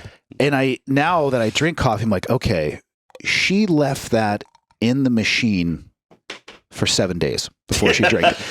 It was like burnt, recycled somehow, and burnt again. So my first sip of coffee, I'm like, this is the worst. So I didn't get it. I'm overseas. I'm like, why are guys hovering over this weird brown liquid in the morning? Why can't they function? Also, why do they always have to shit right afterwards? This is a correlation between these two things. And so I was never like a coffee guy. I remember the first cup of coffee I ever had was in Uzbekistan, playing a game of chess with a buddy that I served with. He gave me the gateway drug, which is an iced mocha. Yeah, that is a gateway. I was like, son of a bitch, this is amazing. I didn't sleep at all that night because I was just like, what are you guys thinking about right now? And then I met Evan, the founder of Black Rifle, and became friends with him with never any idea of wanting to have a coffee shop. And then I met the guy I originally started with. Was a coffee nerd and had the financial ability until we bridged that and found an investor to start it. And Evan was going back and forth between opening them and closing them, or not opening and closing them, allowing people to get a franchise agreement and not. And I caught him on a good day. I was like, well, hold on, sign this. So was able to do that. But again, that wasn't me like, God, I got to figure out, I need to go to Colombia and I really need to start learning about coffee beans and all that stuff. 100% wasn't that. I got into jiu-jitsu because when I moved to Montana, my buddy Nelson, who's a sheriff, loves it when I say this, slid into my DMs, which I didn't know what that term meant until far too frequently, or close to this actual moment, by the way. He's like, hey man, I'm a local cop. Let's meet up at the top of the mountain and go snowboarding. I'm like, okay. So sight unseen, I don't know, as I was writing up the ski lift, I was like, oh, he doesn't know what I'm wearing and I don't know what he's wearing. This could be interesting. But we ended up found each other at the top, and he was like deep into jiu-jitsu at the time, and it's all he would talk about. Jiu-jitsu. So we're at my house downstairs drinking heavily, and he's describing to me, he's like, I would choke you this way, and then I would choke you that way. And I just said to him, like, if I will go to one class, will you shut the fuck up about jiu-jitsu? And he was a 4-stripe white belt at the time and just getting ready to get his blue belt. So I went to a class, not the next day, but like the next week. I'm like, son of a bitch, this is awesome. But it's not something that I sought out. He is still a blue belt, by the way. So he has not really progressed because he's a man of many hobbies. But literally everything that I do in my life, I do a good amount of public speaking. I never sought that. A buddy of mine here in San Diego had a company that had a speaker that fell out at the last move, and I think it was a travel thing. And he calls me, he's like, dude, we're kind of screwed here. This guy was going to come talk about teamwork. You're at a SEAL team, so clearly you know about teamwork. I was like, okay, that's a galactic leap, but I'll go with you on this. He goes, can you come talk for half an hour? So I'm like, okay. I got enough fart jokes. I can talk for half an hour. And it's like we know enough about the concept. Well, whether you embrace it, we have been like permeated with the concept enough that you can go speak in front of an audience and like push a little bit of that off, right? So I like charged him exactly $0 and went and did it. And a guy in the audience was like, hey, that was awesome. Can you come do that at my company? Which built over time. But that was based off of a random, that's literally what started all of that. Oh, shit. So everything I do, all of the brands, it's either relationship based or somebody has an idea that is, I find to be interesting. And like I said, then I'll put it like, okay, I do want to do that. Okay, how do I do that? Can I do that? Do I have the time to do it? Do I have the, you know what I mean? Whatever it may be, lay it out logistically and then just go for it. So I think you've done a really good job too of navigating partnerships, which to me is it's people to me are still a mystery. I'm learning people. Yep. How's that going? Getting better. Getting better. Not good at it by any means, but I'm less shitty than I used to be, so that's a good thing. So what are your thoughts on like? You talking about like brand relationships? No, not like a sponsorship deal, but like when you're like the partner that you had previously for your coffee company, right? Or any other partnership that you previously had. Well, I didn't really finish that story because it didn't work out too well, and I'm on my second business partner. It was rough. Right, but that's what I mean. It's like I think you've done a good job of that over the years. Did you choke him out? He did used to do jiu-jitsu routinely, yes. And also, you've also, maybe a secondary question, might be unrelated, but were you involved in CrossFit negotiating that huge deal with Reebok? Yeah, I was one of like 5 people in the room. Yeah, so you have a lot of experience in handling personalities and relationships. I didn't say that I talked when I was in the room, I said which I didn't, because I'm not a contract lawyer, nor do I understand those sums of money. I sat there. I was physically present. Yeah, what did you learn from that, and what do you apply to like new partnerships that you're working on now? Dude, you got to go into them honestly. If there's any level of dishonesty or hiding something behind a curtain, it is just a matter of time until it comes out. And it might be a really short period of time, which honestly, I look at that now like that's the better version. Like if it's going to come off the rails, let's get this out of the way. Yeah. It's the ones that have their hooks in you deeper, and you have a blend between personal and professional relationships, or maybe the person means something in your life or in your social circle. Those sting. Like outwardly, it may seem that way. I have had one very specific, somebody who I thought was in the closest levels of my social circle. My original business partner in the coffee shop turned out to not be the person that I thought he was. And it's my fault for letting him into that level of involvement with myself and in my world. And it took time. You know, it was a long one. We're talking like 5 years for it to unwind. Yeah. Those hooks are deep. And it had a lot of cascading impact outside of the relationship. And the biggest thing is, things that individual said were true weren't. That's honestly what it boils down to. And I'm willing to move past and work through a lot.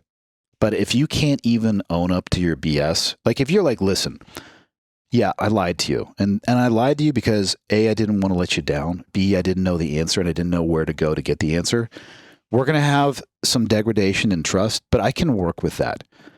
When you keep telling me like, nope, that was you who said that. I'm like, motherfucker.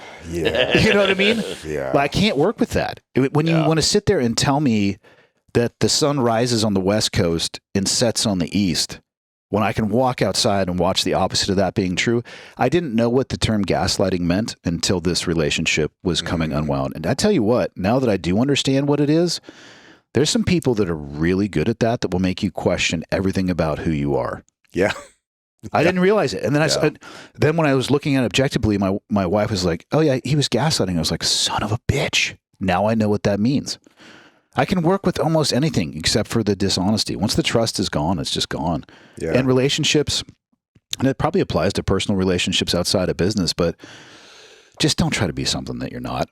That's like my guiding principle. Just be yourself. I don't know a lot about a lot. I know a lot about actually really very few things, none of which have really any bearing on life itself. Like I could talk about skydiving forever. That's not changing anybody's life, you know? Like what's it feel like? Falling? Like, you know, what's it feel like over the other continents? Falling, different temperatures, you know? Same, just colder. It was an amazing personal experience that's not going to change anybody's life, but I'm like, I don't know anything about business, man. Like I am making this stuff up as I go every day, trying to learn from my mistakes and trying to be exactly what I'm saying. Like if I go into a room, when we borrowed the money, you know, I asked a guy for millions of dollars to build a coffee shop. He's like, what's up, Andy? What do you want? I was like, I don't know how to do this. but I want millions of dollars. and he's like, okay. And then in my head, I'm like, I should have asked for a lot more, I think. But I don't know how to do it, and I'm not going to pretend that I do. You know, I think that goes a long way. Yeah, I think a lot of I think you're able to make those moves because you've built up that reputation and you have that foundation. So in this case, it sounds like well, let me ask you this. Was it a personal issue that manifested itself in the business, or was it a business that manifested personal? It was both. It was somebody portraying themselves to not be who they actually were. And there were telltales in hindsight, like never meeting somebody from their past. Gives you total and complete control over the narrative. Yeah. And on my side, trusting but not verifying. On the business, you know, we had a split of responsibilities. I trusted that individual was doing those things. And as this became unwound, found out that almost nothing that person said they were doing was actually getting accomplished, which is probably more than anything my fault, right? Again, trust but verify. And I learned from it. It sucked though. We're still working our way out of it, but I mean, we'll be okay. But the hooks were deep. Yeah, I've had similar. It sounds like a similar story to some of the stuff that I've gone through. Yeah, me too. His name's Brandon Webb.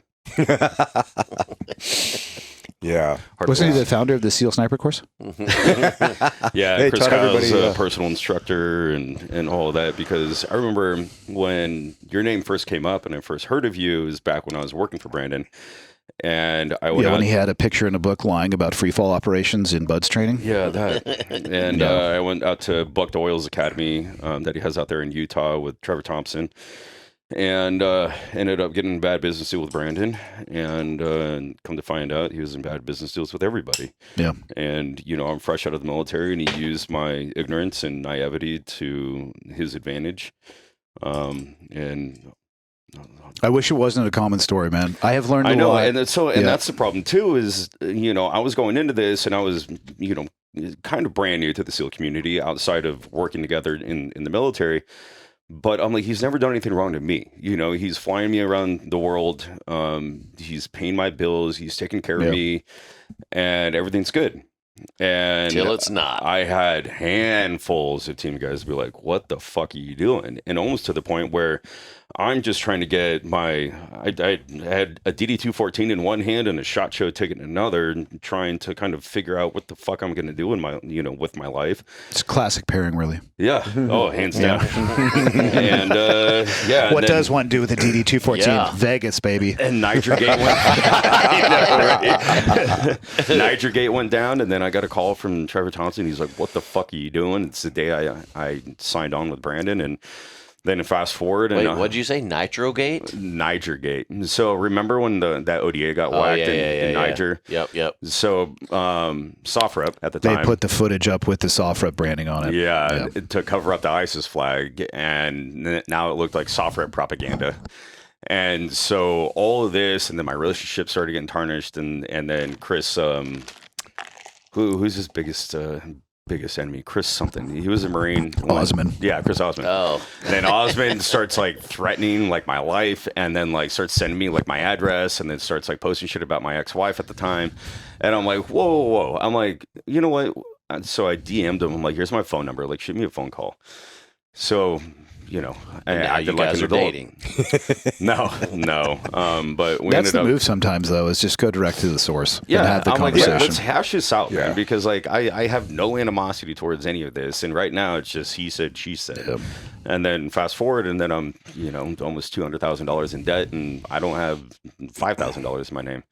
So it was absolute nightmare. But you may look back on that though as a critical moment in your life. It is, because I'll never make that mistake again. Yeah. And one of the biggest things I think that all of us take in life is don't make the same mistake twice. Yep. You can make them all fucking day, just don't do it again. How do you always learn new from mistakes. That? Yeah. Shit. So I'm like, how many fucking more do I need to learn? But that was an expensive one. It's the last expensive one I think I'm going to make. Let me ask you this. How quick was the velocity when you met Brandon towards going into business together? Was it like a fast friendship, everything together type stuff? It was about 4 years of like constant like whining and dining, right? And I was I was running kind of his marketing. Yeah. But then we were going to Ukraine before the war, and he was, paying people to kind of hack into a system and start manipulating numbers, and then investor meetings, and then like $3 million parties in like lower Manhattan, and like Rob was there, and like all kinds of like crazy ass shit. I'm like, this guy's got his shit together. You know, I'm flying with him in his fucking airplanes every weekend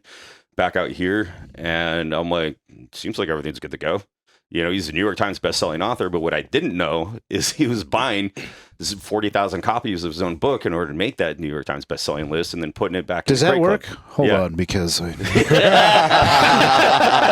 does. let me get my notebook out. What's he up to these days? So last I heard, so after he owed me a bunch of money, I asked him for the money, and it was net 90 terms. Yeah. We went on net 360, and still God never damn. saw any of it. And then come to find out, 511 and all these other companies who were putting in Crate Club, he owed millions and millions of dollars to. Yeah. So he had to liquidate all his assets. And now, last I heard, he lives in Puerto Rico and staying off the grid. I learned from that relationship that there is a natural pace and speed that friendships develop. And when that is accelerated, Yeah. it's There's something ulterior to motives. sometimes. Yeah. Like, I also don't want to get myself to this place where I'm a pessimistic person and like I'm going to go stand in the corner by Right. myself because I trust nobody, Right. because It's no fun. it's no fun either. I pay attention to those things now too. Yeah.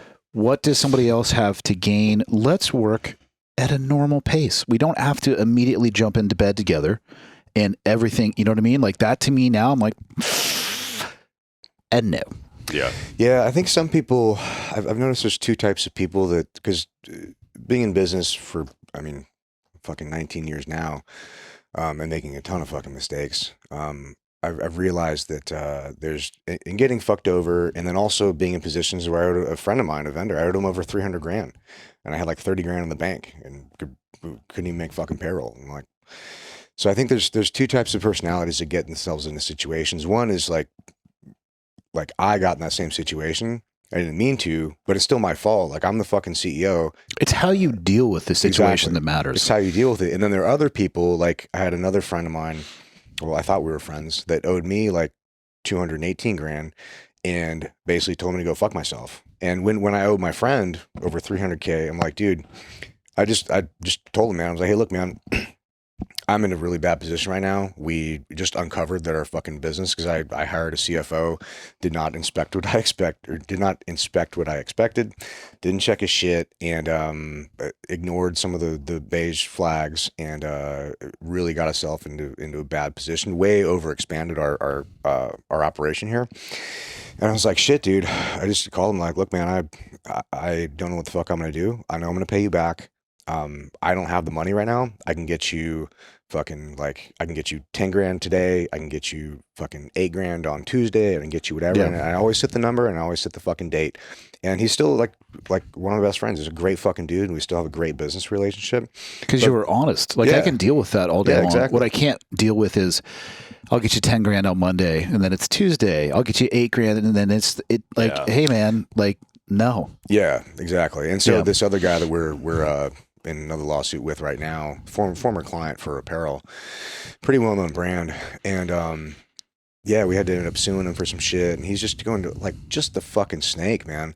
And then also come to find out he owes a lot of people a lot more money than he owes me, and I was like, God dang, bro, like I should have looked back. So I think there's two personality types. One is like, fuck, man, you're in a bad position, but you're a good person, and those usually work out, you know. Yeah. The other type, those people will do anything and everything to get out of any responsibility, and they're already pieces of shit. They're just opportunistic, and they just won't fucking do anything about it. But yeah, I think if you can identify those types of personality sets earlier, Yeah. the small little red flags that you're like, fuck, I don't know, maybe, just put some. Now I put little guardrails and also sometimes move forward, but it's like, hey, maybe I don't extend this much credit. Maybe you pay up front. Maybe There's ways you can mitigate it. I know exactly Yeah. what you're talking about. Yeah, it sucks. And yeah, it was somebody who I literally thought was one of the closest friends I'd ever had. So it was a combination of just personal and professional burn where you're like, I hate humanity, yeah, and let's see if the coffee shop can light on fire. that must have hurt. Dude. Dang, oh, shit. Yeah, that fucking sucks, man. When, It does, but especially guys that close to you let you down. But dude, at the same time though, if that didn't happen, how susceptible am I to somebody else doing that? Yeah. It's essential that I think those things happen. Now, does it have to happen in that size, scope, and scale? Hopefully not, right? I hope people can learn from this conversation and realize velocity matters. Not everybody is a good person. I asked Brian Callen this one time, who, I mean, again, comedian, relatively famous. I'm sure you bumped into him if you're down there in Austin. He loves team guys. He does. He's fantastic. I asked him, I said, in the orbit that you're in, or maybe even Joe, because he has really good insight on Joe. They've been friends for years. But I said specifically for him, I said, how do you determine who is actually wants to be your friend and then who's trying to take advantage of you? Yeah. You know what he said? He goes, I don't. I just let people do what they do. And when I recognize it, I just move on. People show me their true colors, and I'm not going to change somebody who's like that. Yeah. And that's a happier way for him to live his life. That's why he's still happy in the way that he is. Yeah. As opposed to the other side, which what I don't want to be is just leering at everybody through, like a mirrored glass. Like, what are you doing? Yeah, totally. Like, I'm here by myself because I can't trust humanity, and just miserable. Because that guy is ridiculously happy. Yeah. I think happiness is a choice, too, dude. I mean, bad shit happens to everybody, and I think entrepreneurship is a really good way to accelerate your learning environment. And ruin your life. Well, yeah, because if you make this certain, if you keep making the same mistakes, like, it will fucking wreck you. And there's no safety net, which is part of what I love about entrepreneurship is like you sink or swim by your own hand, which I've always, that's one of the things I respect about it. And I love being involved in it. But at the same time, it's like, God dang, bro. Sometimes I'm like, what the fuck? I should have taken a 9-to-5 job. So the coffee shop's been open for 3 years. I've never taken a dime out of it. The number of times people have expressed some version of, must be nice to be rich, bro. Yeah, must be nice. I'm like, is it nice to not be able to sleep at night staring at the ceiling fan, wondering whether or not you're doing the right thing, thinking about payroll, thinking about managing your operating capital, trying to figure out insurance? Yeah. Yeah. I tell people that all the time, man. People are like, oh, should I do entrepreneurship? And I tell them, unless you really, really fucking really love it and want to get into it, like you're mildly obsessed with it, it's probably not the right choice. Some of the most successful guys I know are not entrepreneurs. They have great jobs, make good money, good investments, slow and steady. They run it, and their net worth is fucking phenomenal, Yeah. Or other guys who are entrepreneurs in, like, one of the most successful guys I know is a mechanic. He's a mechanic for 25 years. Great dude. Owns dozens of properties, like no mortgage. Like, he owns the fucking properties. He's fucking crazy successful. You never know, but look at him. Just drives like old Toyotas and shit. But I bet it runs well though. Yeah. Yeah, totally. But he's living his life, man. I'm like, dude, that's success, like that is true success, where you're not staying up at night, you're not worrying about all this shit. You have this freedom of mind space where you don't have to be constantly crushed by the weight of your own creation. I just want to be wealthy enough to be able to say no. Yeah. Which is not millions of dollars to me. It just means my time is mine. And another mistake that I think I probably made younger too, I was confusing how much you make with wealth. It's how much you spend. I know some broke millionaires. Yeah. Yeah. Yeah. It's, if you can keep it in check and live underneath your means, a guy is a mechanic, which of trades, by the way, phenomenal. My daughter's in a welding program. She fully went the trade path as opposed to traditional education. Mm-hmm. She'll never be without work for a day in her life if she doesn't want to be. Again, are you going to make $1 million a year? No. But if you're making, say, 100 G's for easy math, dude, spend 50. In 10 years, you got, you know what I mean? Yeah. That's the freedom. You just got to have the discipline up front. It's not all about how much comes in, which I did not understand when I was young. I used to think it was like, that's a lot of team guys. Shit, I'm making 100. I can spend 200. Yeah, because in 4 years I'll get that blood money, so I'll spend that now. Yeah. I used to think it was a dollar amount. Now I look at it as experiences. Yeah. Like I'd like to eventually, like, one of my goals, we've talked about this, like, one of my goals is I want to be able to have this podcast or these meetings or whatever it is on a fucking, like, badass yacht somewhere, I think it'd be a cool fucking experience. Does it cost money? Yeah. But those are the things I enjoy. I don't, there's only certain things. I like cars, but not like, I don't want crazy fucking cars. I've had some cool cars, but I used to think I was a car guy, and now I'm like, oh, maybe I'm not a fucking car guy. Yeah. I got to find something else to be into. I'm definitely not a guitar guy. You got to find your thing, man. So that coffee shop out in Montana, I can only imagine that a BRCC coffee shop out there is going to do pretty well. Have you seen good success? Yeah, I mean, 3 years into it now, we're definitely ingrained in the community. I mean, I'm not a religious guy by any stretch, but I'd fully support people who are religious live their life that way. We host Bible studies 3 days a week. Well, by that, I mean, we let them use the facility. Yeah. It's like 50, 60 dudes. It's all men for whatever reason. There's a women's veterans spouses group that meets on Thursdays. We have local events, and that's the cool part about it, is seeing the community accept it and use it for exactly that. Because the idea came about. I was talking with my business partner, like, where would you take somebody for a business meeting here in town? And neither of us could think of something that was actually appropriate for that. So that was kind of the spark of the idea. And then when we went to the architects, we tried to solve that. I mean, it's a 5,500 square foot coffee shop. Damn. Dang. It doesn't look anything like any of the other Black Rifles. Oh, It's no. completely Montana specific. There's no branding on the walls. It's just a Montana Black Rifle coffee. Oh, no Archery shit. range in it. Let's not get crazy. That's outside. That's in the empty lot next door. There you go. Now there's 3 elk on the wall. There's an antelope my wife shot on there. badass. Yeah, it's really cool. Oh yeah. It's Because I went to the one in Kalispell? Yeah. Nice. Yeah, I went to the BRCC in Mesa, and I was pretty impressed with it, Yeah. like overall. But I didn't know that. I mean, it probably helps that you're friends with Evan. You're like, Yeah. you know what? We're the only one that looks the way that it does. Yeah. We're a licensee versus a franchisee. Ah, okay. Yeah. Nice. Interesting. That's awesome. Yeah. It's fuck man. We just hosted hosted here this Saturday. We had a little like entrepreneur group with another friend of mine. I'm in a entrepreneur group called Arete Syndicate. You know Andy Frisella from First Yeah. Form? I'm going out to do his podcast in 2 weeks. Oh no shit. Yeah. Awesome. Yeah. Tell him I said hi. Andy's an awesome dude. So I'm in his little Arete Syndicate group. So we have this little sub branch to that with the SoCal Arete group. And so a buddy of mine put this little group together, and I was like, hey, let's just host it at my place. So people came down Saturday here, and we just had like, 15, 20 people, and just talking about entrepreneurship. Guys who had, $25 million company, to people who are, a couple that was still in the military was looking at getting out. And dude, it's dude, I forgot how fucking lonely it is when you first start, because you feel like a fucking crazy person, dude. Because if you don't have any other entrepreneurs in your circle and you're doing it, nobody gets it. Depending on the sector you're trying to go into as well, man.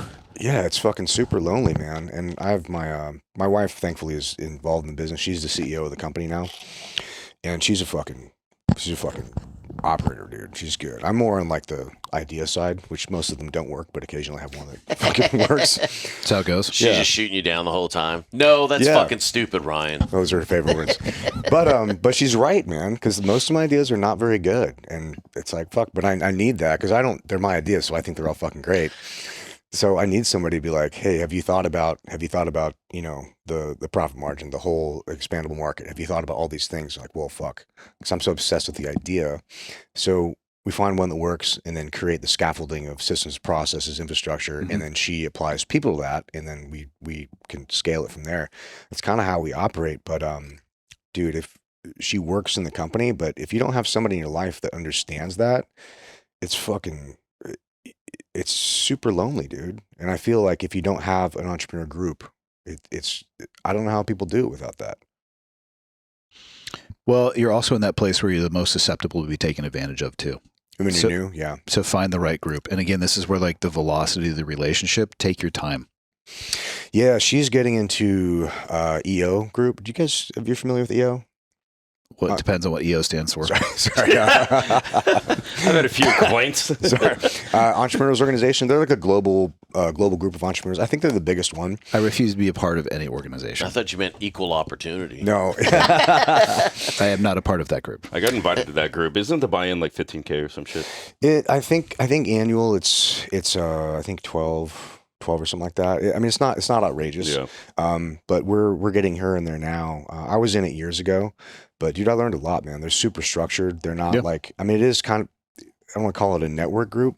It's more like an operations group. You go in there and you'll meet with other dudes. The minimum now, it was $1 million a year when I was in. Now it's $2 million. So, because you have different problems and different scales of business, right? You're just starting at very different problems in 1 or 2 million, very different problems at 10 million. So they want a baseline of like, hey, everybody in this group has the same sort of problems. And so you'll meet with people who are running $100 million companies. You'll meet with people who are they just got to that mark and they're new. And so it's just an exchange of ideas. They also have an interesting thing where they have these thing called forums where it's 6 to 10 people. And these guys they're like religious about how often they meet. I mean, they're like, if you're late to a meeting, it's like they organize whatever punishment it is, $1 amount or buying coffee or some shit. But it's good, man. I found it useful in the structure. No hazing?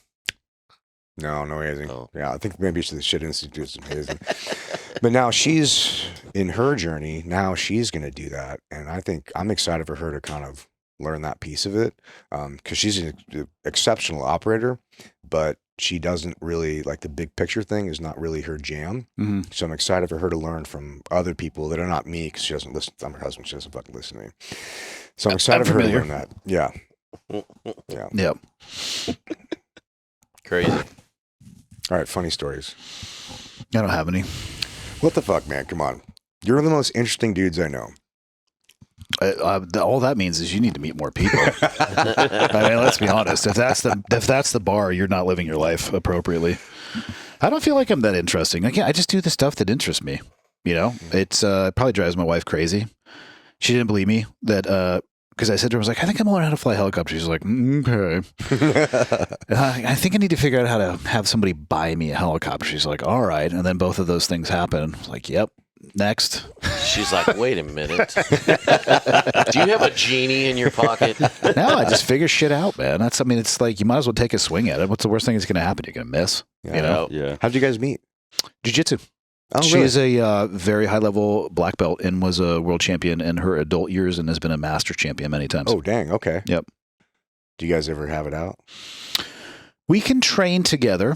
It is not worth it to actively try to win based off of a few data points that I am an aggressive hobbyist. She is a professional. But I'll say this, jiu-jitsu isn't magic. Size and strength and athleticism are a real thing. Men and women aren't created equally. Yeah. And it's so at some level, things shift. And it's just better not to find that level, you know? So we I can know drill. exactly what you're talking about. We just drill. We'll stick to the struggle snuggle, not the. We just drill, and if I not the see mats. anybody going too hard with her, I just ask for the next roll and then just completely start their life. How long you been doing jiu-jitsu? 7.5 years. Oh, shit. Yeah. You got to black belt fast then. Well, you can look at it as in the number of years or time spent on the mat. I was able to train like twice a day for 5 to 7 days per week for years. Oh, shit. So the 10-year average, I think, is based on somebody going 2 times a week. What are your, because I did jiu-jitsu a long time ago, just enough to Realize you don't know how to fight? exactly. Yep. Yeah. Get twisted a pretzel by fucking Dean Lister a few times. That's exactly Like, right. This is perfect. That's That Thanks. man exactly who I was that training man under, is yeah. unstable and dangerous in many ways. Yeah, but he's a phenomenal teacher. Like, talk about Yes. someone who's good and a good Yeah. teacher. Fantastic teacher. So I don't do it now because of the risk of injury. So I started doing Muay Thai lately. Yeah. There's I no found- risk of injury if you pick the right training partner. And you have to be honest with yourself. I know a guy 2 years ago, he's got a black belt in his 60s. Right? Now, is he going to win against a black belt in their 20s? No. Mhm. Should he expect to? No. But can they talk about the role before and be like, listen, dude, like, I'm your grandfather. You're my grandson, right? Like, this isn't Moon Dial's. You know what I mean? It's actually more about finding the right training partner. Yeah. I have been injured doing jiu-jitsu. Every single time was my own fault, though. Were you doing private lessons or were you doing group lessons? I did both. On the days I was doing like 2 a days, I would do a group lesson and then a private on top because I was traveling. So I would just compress it in when I was home. And then when I was gone, I never really train or have trained much when I'm on the road just because I'm busy doing other stuff, but would come back and just, again, it's the same thing as the aviation. If you go, I know people who've gotten their black belt going twice a week. Their currency in the information is a little bit less than somebody who's there just every single day going at it. So again, there's total time in years, but if you break out that time in years to time on the mat, it's about the same thing. That makes sense. Yeah. Yeah. Like the guy that just got in a bunch of, we're not a drama cop podcast. There's this guy that's gotten a lot of shit recently for. Yeah, Derek getting- Moneyberg. Yeah. I don't know. But it seems like he has the same approach to it that you do. I just spend a lot of fucking time. I spend 0 seconds worrying about other people's jiu-jitsu journey and their belt. He's like, I'm a black belt. I'm like, cool. Yeah. Don't care. Makes sense. You know, You guys want to do a quick break? Sure. Cool. Clap on. Bazinga. Yeah, I'll make your life Clap easier. off. So in the on the break, we were talking about hunting and how a lot of my friends, being former long gunners, are now huge in archery. And at first, because all my guys, like, they want to take me up to northern Arizona or southwestern Colorado, which is where I got my elk. And every single time I've gone with them hunting, they all strike out with regards to archery. Yeah. And I didn't know if archery is now this fad because of Rogan, and also the level of physical and mental discipline that it takes, not to mention the stalking. So why did you kind of gravitate towards archery as opposed to maybe long gun or rifle? Yeah, I mean, first of all, I think everything you just said probably has shades of being true. Yeah. Whether it's the gear aspect of it or the Rogan influence is real for sure, or Cam and Dudley and those guys. I never had any interest in hunting because I thought of it only as long gun stuff, which is the elk specifically, where I live up in the Northwest. They're huge, they're majestic, and I'm not going to say they're easy to kill with a rifle. Elk are very hard to find sometimes, but if you can and you're proficient with the rifle, it's not the hardest thing in the world to do. If you want to flip the odds completely on their head, then you pick up a bow and you have to get in, very close range, which probably draws them back to the stuff that they enjoyed about the job, whether it's stalking, terrain assessment and mitigation and moving through it using cover and concealment. Hopefully nobody's getting shot at while hunting with an elk, and you should know the difference between cover and concealment. Both help in hide and seek. One doesn't help in a gunfight. But I think it goes back to the challenging aspects of that, and I think a lot of people. I mean, the stats on elk hunting, I think it takes on average a bow hunter about 10 years to harvest their first elk. No shit. Damn. Dang. Yeah. While not getting mauled by a bear, hopefully. Depends on the region. Yeah. But I think that and the type, like, they're wearing camo again, right? They're out there. I mean, being outside is awesome. Camping is fun, right? Yeah. Challenging yourself is fun. We've talked about that and around that for the last couple of hours. I think that's why people gravitate towards it. Yeah. And you get to be a gear nerd again. There is a gear nerd. And one of the things, when we were talking about it, like, I didn't want to reinvest into another hobby, right? Because I compete in long range, and my scope's $5,000. Yep. And, my whole package is $25,000 for a full rifle setup, not to mention with, kestrels and ballistic calculators and Totally. all these things. Archery somehow is pretty fucking expensive, even though it's a relatively simple object. You say that, but I mean, I know people out there just knocking bulls down with middle of the range. Recurves and shit too, even. Recurves or just middle of the range, maybe a bow that's, a high end, they can get you into multiple thousand, but we'll call it a full setup for like $1,500. Yeah. Wow. No Yeah. shit. I mean, I know people knocking bulls down where their bow setup, their full hunting setup is less than the cost of the tag. Whoa. Now, do you think that there's a growth where you start in archery and probably kind of go with the easy off the shelf kind of baseline evergreen bow, and then all of a sudden you start picking up nuances of things that you need or you want, or is that a trend that people chase? Both. Yeah. I mean, for long gun stuff, I'm sure that there are people when first get into it, they don't even know what they don't know. That's true. And maybe if they've never shot anything long gun related, the first time they're behind the rifle, you can't even coach them to the ability that you would want to, because you're going to overwhelm them because they can't even physically understand the feedback or feel it or what you're talking about. But 2 years down the road, you could be way more complex in that. So I think it's both. Some people totally nerd out and they're getting to that level where they'll feel the difference between the flex in a limb on a 60-pound bow versus a 75, right? Or they're really worried about the weight of their arrow or their broadhead. Their first 30 days picking that stuff up, though, you might as well be speaking to them in Mandarin Chinese. Yeah. So I think that there's both. Some people probably nerd on it because they have extra income and they can, and other people are just truly passionate about it. Yeah. Now, what kind of, and I've noticed this with my friends, that before elk season, there is a massive amount of physical training that they do in order to do this. And A, there's obviously altitude, and B, having to backpack out a fucking 980-pound animal, which, I was fortunate in October to get my first elk with rifle, and thank God it was only 500 meters from the road. Yeah.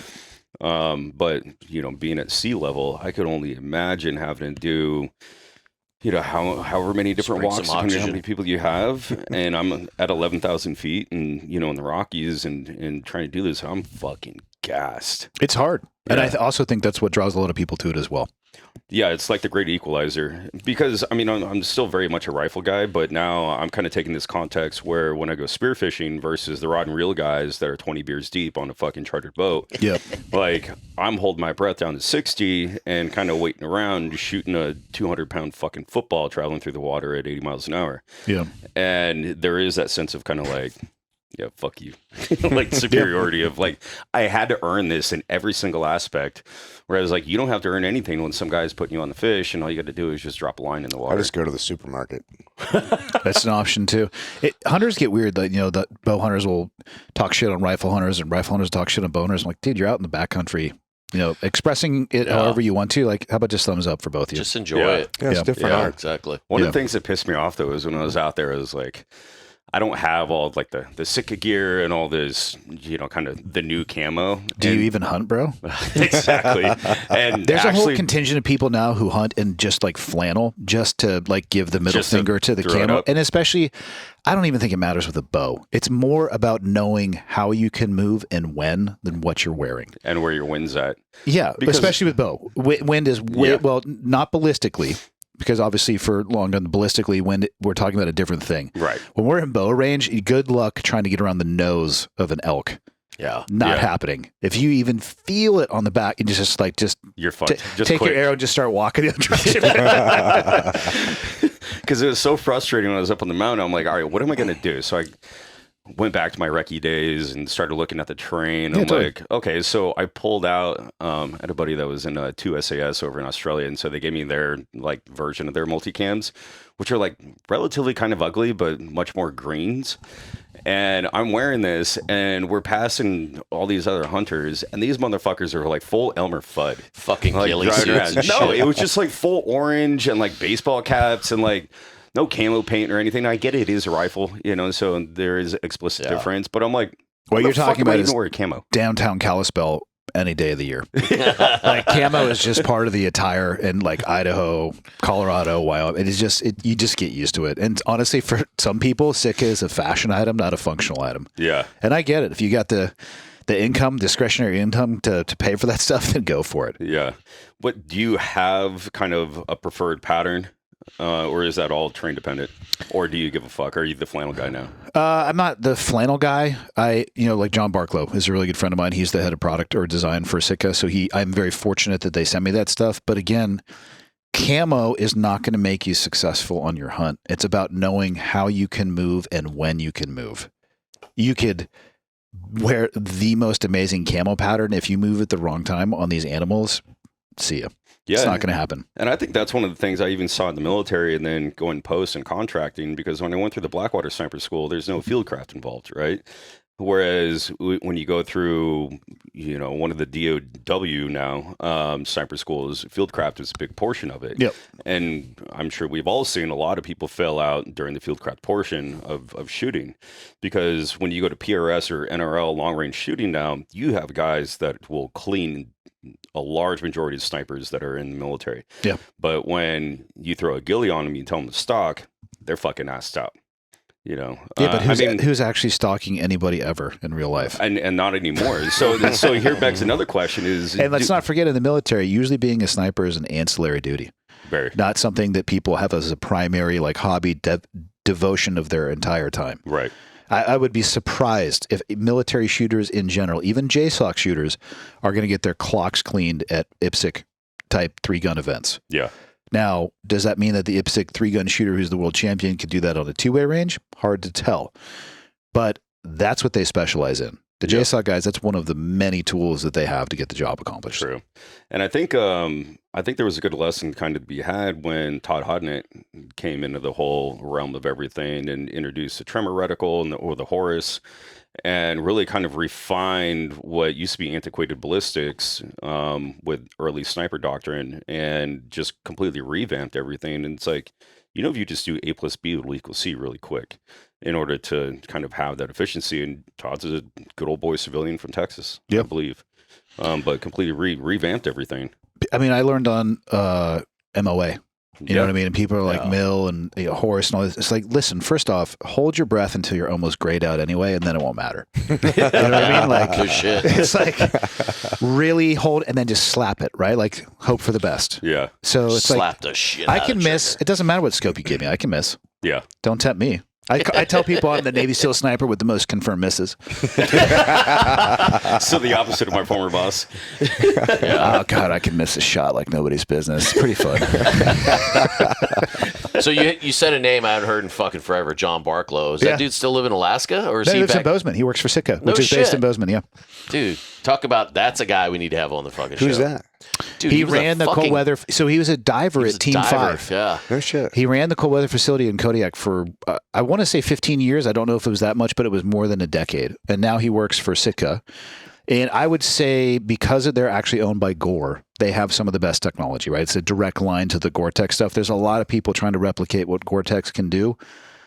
Some pretty well, some not so much. They have, from a fabric textile technology, probably, in my opinion, probably the best. Comes at a cost, though. Yeah. And so he manages that through all the hunting lines.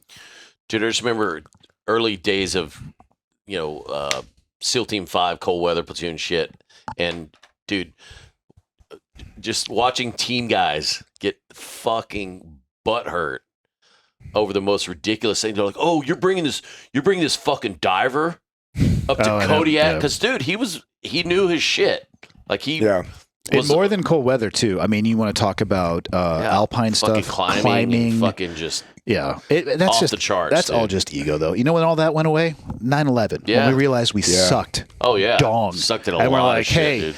do you know some stuff that might save our life? You're part of the team. Yeah. Come on in. Let's hear about it. Yeah. No shit, Yeah. dude. Especially those good old boys too. Like, I mean, I was listening to Bissonnette's story, and I'm like, dude, this motherfucker didn't see a TV until college, and just growing up there, and then harvesting all of your own food. I mean, that's a huge asset of even fieldcraft that you can bring down to sunny San Diego. Yeah, I appreciate how poorly he hid his identity when he wrote his book. It's like, I know. I'll say the real city name where only one person ever has joined the military, and I'll just hide. Like, that lasted 30 seconds. Yeah. Yeah, the DOD found out real quick too. I mean, I'm not Sherlock Holmes, but I could follow those breadcrumbs too, you know? Yeah. Well, being in the community, I'm sure it's a lot easier because I first read his book when I was in Kunar in 11 and 12, and I was like, because the operation had just happened. Yeah. And I remember watching the news, and I'm like, no fucking way. And then it kind of lived in lore for a while, and then kind of navigated it through DEF CON and all the little avenues that he kind of approached, and I'm like, oh, okay. Well, I mean, I'm of the opinion, this might be an unpopular one, but I think there are certain stories that are part of like American history that should be told, right? And it's like They should be told truthfully. Yeah. And I'm not, so I left the conversation with Rob. It's the first time he and I never had an extended conversation. I don't have a clue what happened that night. People are like, what do you think? What happened? I'm like, I don't know, man. I've never seen an operation that has more forks that go different directions, and I don't know who's telling the truth. And if I'm being totally honest, I don't care. What I do care very deeply about is the integrity of the SEAL community, which is what is damaged when nobody can agree upon what actually happened. yeah. That's my only concern with all of that. Like, whoever killed Bin Laden, like, awesome. I It's really irrelevant. don't care. Yeah, I don't think that's the important part of the story. I think the important part of the story is like, this is what America's capabilities are. Yeah. It's a story of vengeance, which is an important part of human history. Like, you don't fuck with us, and like I think that's an important lesson to tell everybody. It's got to be told clean, though, man. Yeah, and I think it kind of dilutes it if you know who it is. I think it's personally a better like the story anonymity if of you it. don't know who it is, because then it can be anybody, and that actually increases the lore. I think. I've asked myself recently, especially after that conversation, how the community would be viewed differently if they actually had captured him instead of killed him. Because it wouldn't be about any one particular person. It would be about the team. Yeah, I remember hearing you say that, and it made a lot of sense, and it resonated because It would have completely. It would change instead of the competition for I want to take credit for this. It would have been just about the team effort. Yeah, that's a good. Having said that, I'm glad that he has multiple holes in his head. Yeah. Allegedly, I also heard he lives in Boca Raton. It's not a big deal. No, that's Epstein. I'm fairly confident Bin Laden's dead. They have a timeshare. So imagine. Yeah. I mean, in the world we Just live in, getting I a little knob guarantee you there's a community online that Common law 100% believes that that's true. Oh yeah, Yeah. absolutely, dude. I think Delta, to their credit, man, holy shit, that raid down there, like they did a fucking phenomenal job. And you probably never You know, heard they a look launched about from it. the water, right? Did they? Yeah.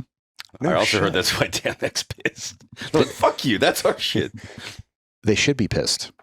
I think the uncertainty and the drama around Neptune Spear factors into the decision-making process on who's getting those missions. Yeah, it makes sense. They man. I have should. absolutely no data to Yeah. support that, but I would be shocked if that wasn't the case. So like, okay, who do we want to give this to? People who won't shut the fuck up about it?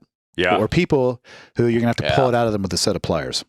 Yeah, these are, I mean, valid arguments, dude. For real. I mean, every stereotype is based in truth, and you guys talk a lot of shit, and we're fucking drama queens in a lot of ways. I mean, we are on a podcast, right? It's true. It's true.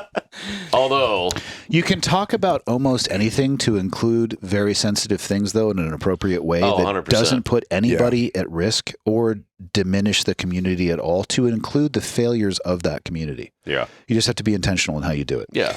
Yeah. No, I agree 1,000%. That's why we just try to. We rarely tell any operational stories, and if we do, we try to be very careful about like Yeah. sidestepping any like real details. It's the ones that are funny. Just the funny ones. Well, yeah. like the fucking remember those Dick Marcinko books? Not Rogue Warrior, but the ones he wrote after that. They, Oh, they yeah. were like The fiction ones. I don't remember if I even read those. Oh my God. They They were were good. fucking pretty funny because Yeah. he was always, he made himself out to be like the biggest shitbag because he always relied on like Murphy's Law. Yeah, totally. So he's like climbing over here I am climbing over the railing of this, fucking North Sea fucking gas and oil platform. And I slip and, smash my giant Slovak nose into the railing and I drop my fucking P226 over the side and it lands in the water. And you're like, So Jesus far, all fucking this is Christ. checking out, actually. Oh yeah. Well, he writes it. tell me more. Yeah, it's fucking awesome, But you're like, dude, Yeah. by the time you got, to the mission debrief, it would be like, dude, what the fuck? Where's all your shit? Where's all your gear? Well, I dropped my fucking backpack over the side. And What's your long arm platform of choice? What's your comp gun? Right now I'm using American Rifle Company 6.5 Creed.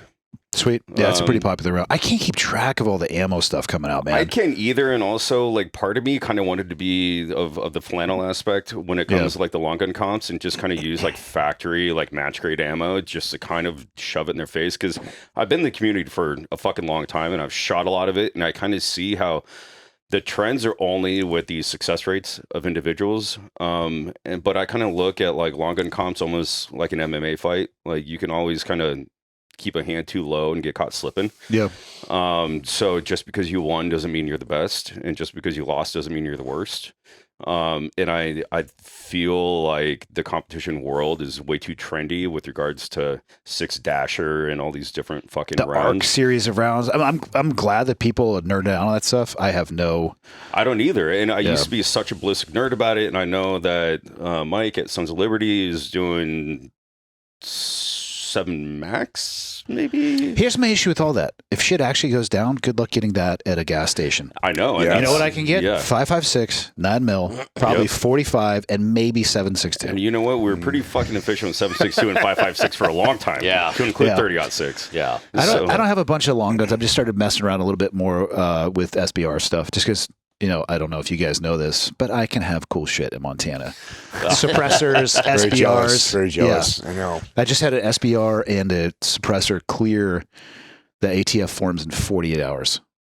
But what carbine? Oh, also I've heard that now is a process where like in 5 days, even in Arizona, it's like here's My your suppressor. here's your suppressor SBR. paperwork came back in 24 hours. The SBR cleared in 48. Wow, Yeah. It's I got picked up the Q Honey Badger in 5.56. dude, the Q Honey Badger, as far as firearms marketing goes, is probably some of the most well done.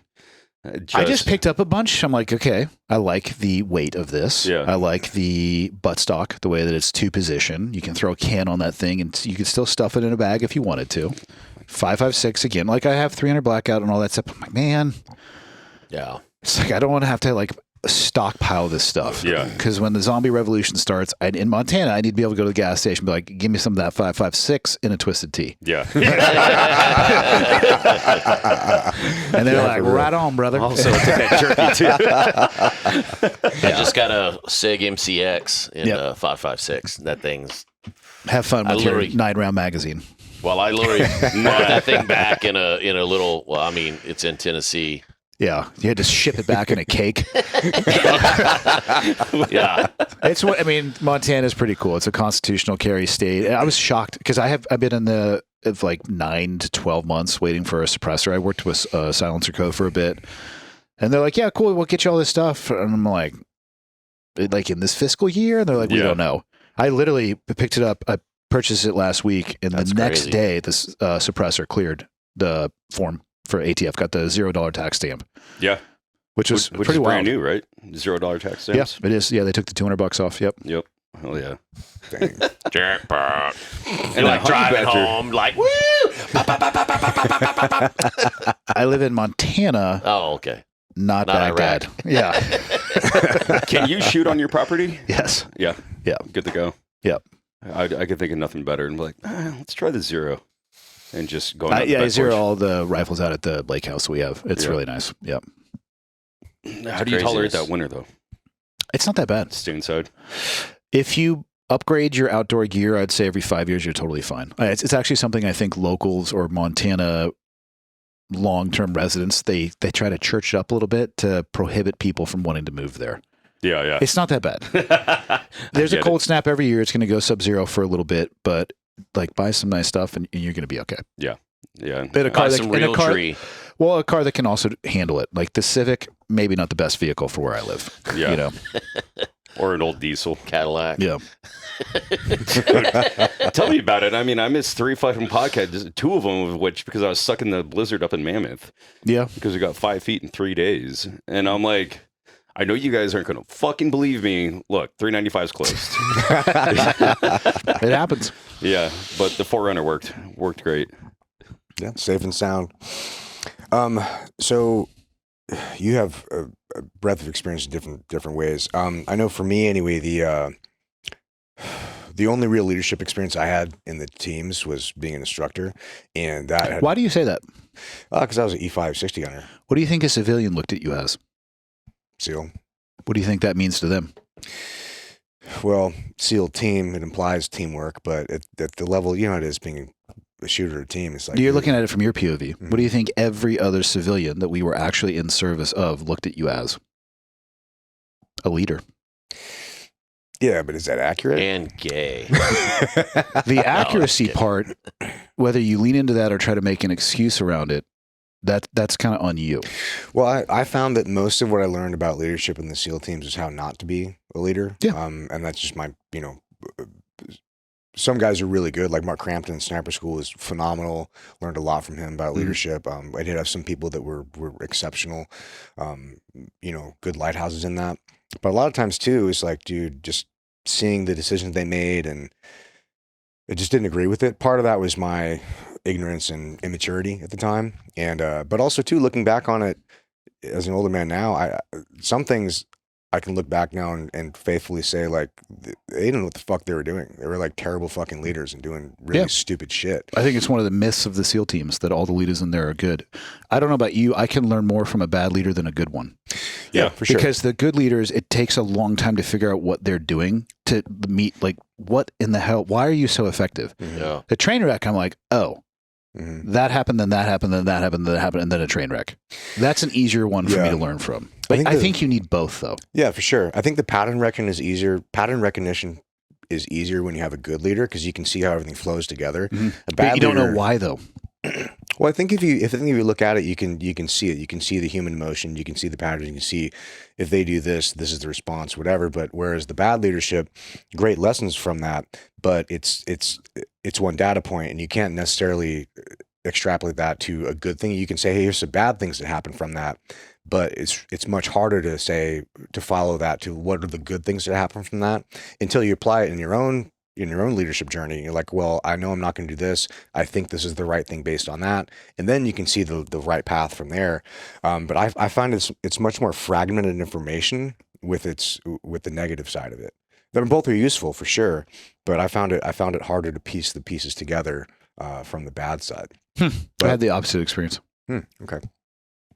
But as an instructor, that all kind of came together for me, and I was trying to. It really did help me a lot, matured me a lot. Yeah. Helped me in managing a team later on, which I still fucked up in a variety of ways. But when you came from the tier 1 unit and then you went back to second phase there, how did that transition go for you? And learning good and bad leadership there, I'm sure. And then how did that influence your decision to how you wanted to be as an instructor? I mean, I don't know if there was a direct tie necessarily from the East Coast. The transition sucked because mostly I was physically recovering at the time still trying to answer that question for myself as to whether or not that could have very easily, and it probably would have been the end of the road for my career if I wouldn't have been able to rehab myself. So that part of it was, I mean, anybody can have that experience, just go get hurt and then ask yourself, like if you're a golfer, like go blow your leg out and like, am I going to be able to golf again? It sucks. You're going to have to figure it out. It's a long path. So that is kind of the same for everybody. I looked at being an instructor. My job was to apply the curriculum, not be a character. The curriculum has worked. How long has SEAL training been around? Since the 40s? 62 officially. 1941. Yeah. It's not a big deal. I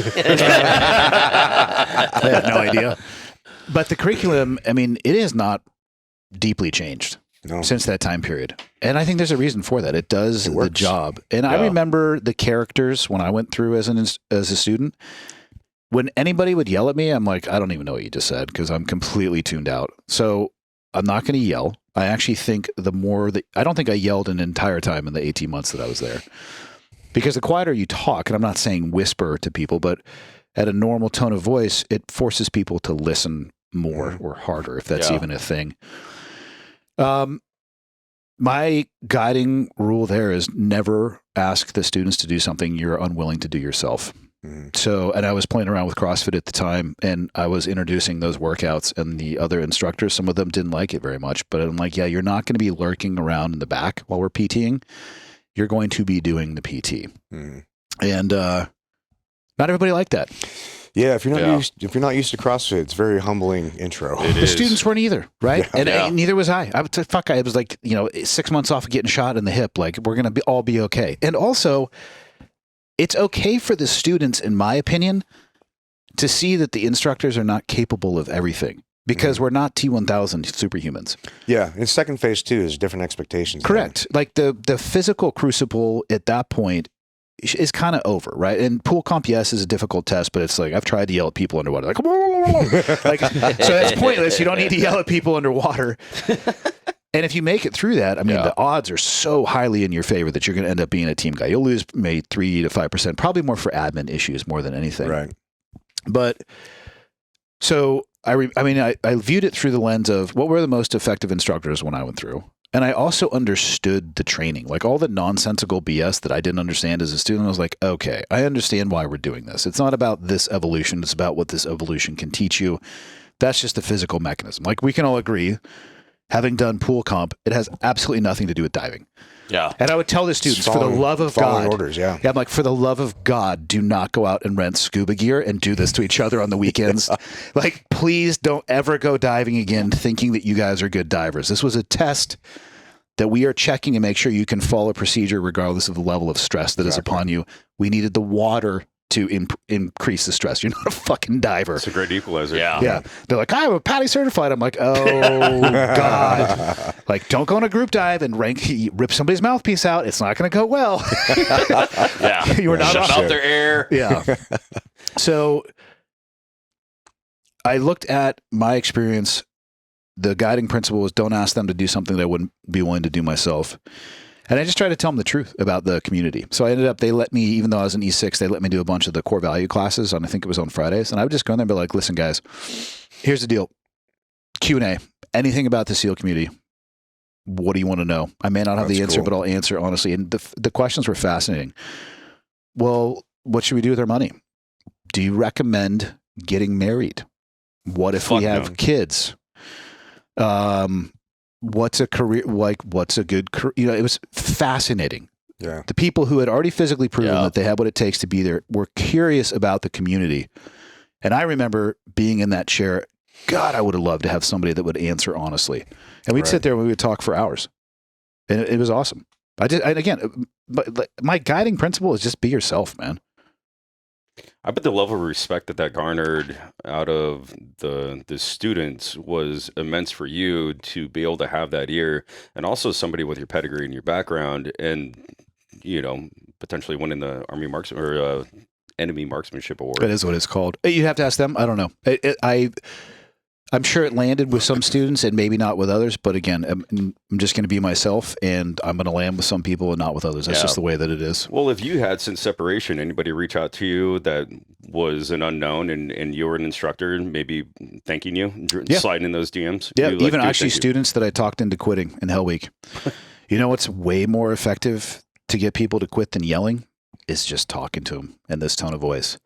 But like, dude, you look really cold. And of course your watch is set to an improper date and time. Like, it is Sunday night. It's like Tuesday in the afternoon. It's like, it's Sunday night at 4 a.m. And they're like, the fucking sun is up. I'm like, shut up when I'm talking to you. I wouldn't go that far with it, but I was so much more effective. Just like, how long do you actually think you can be this cold? Have you ever been this cold? I don't know if I've ever been that cold.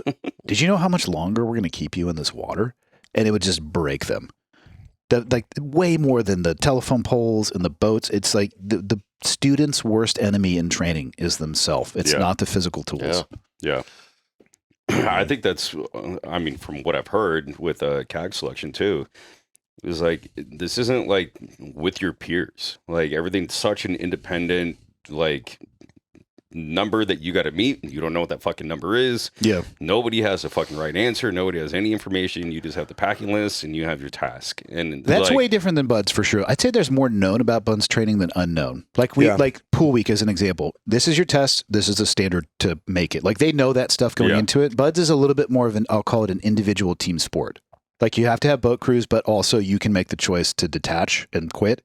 From my understanding of the CAG selection, like, yeah, you're a number and it's like, hey, bud.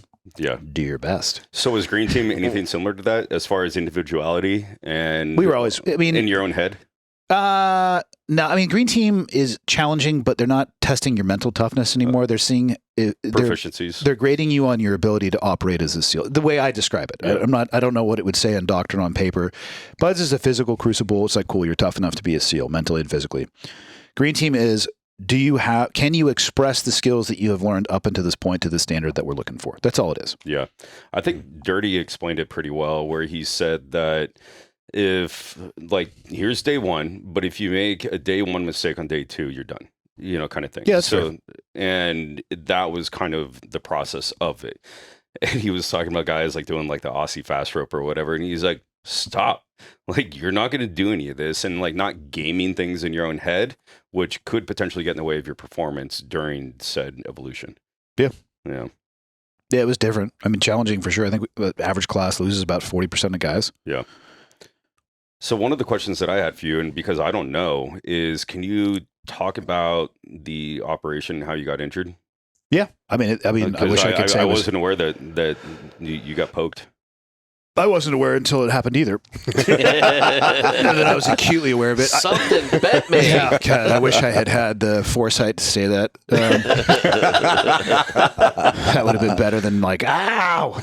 I mean, it wasn't anything high speed. The only thing I really remember about, we were looking for a kidnapping cell, not one that had done anything. I think one that we had intel that was going to do something.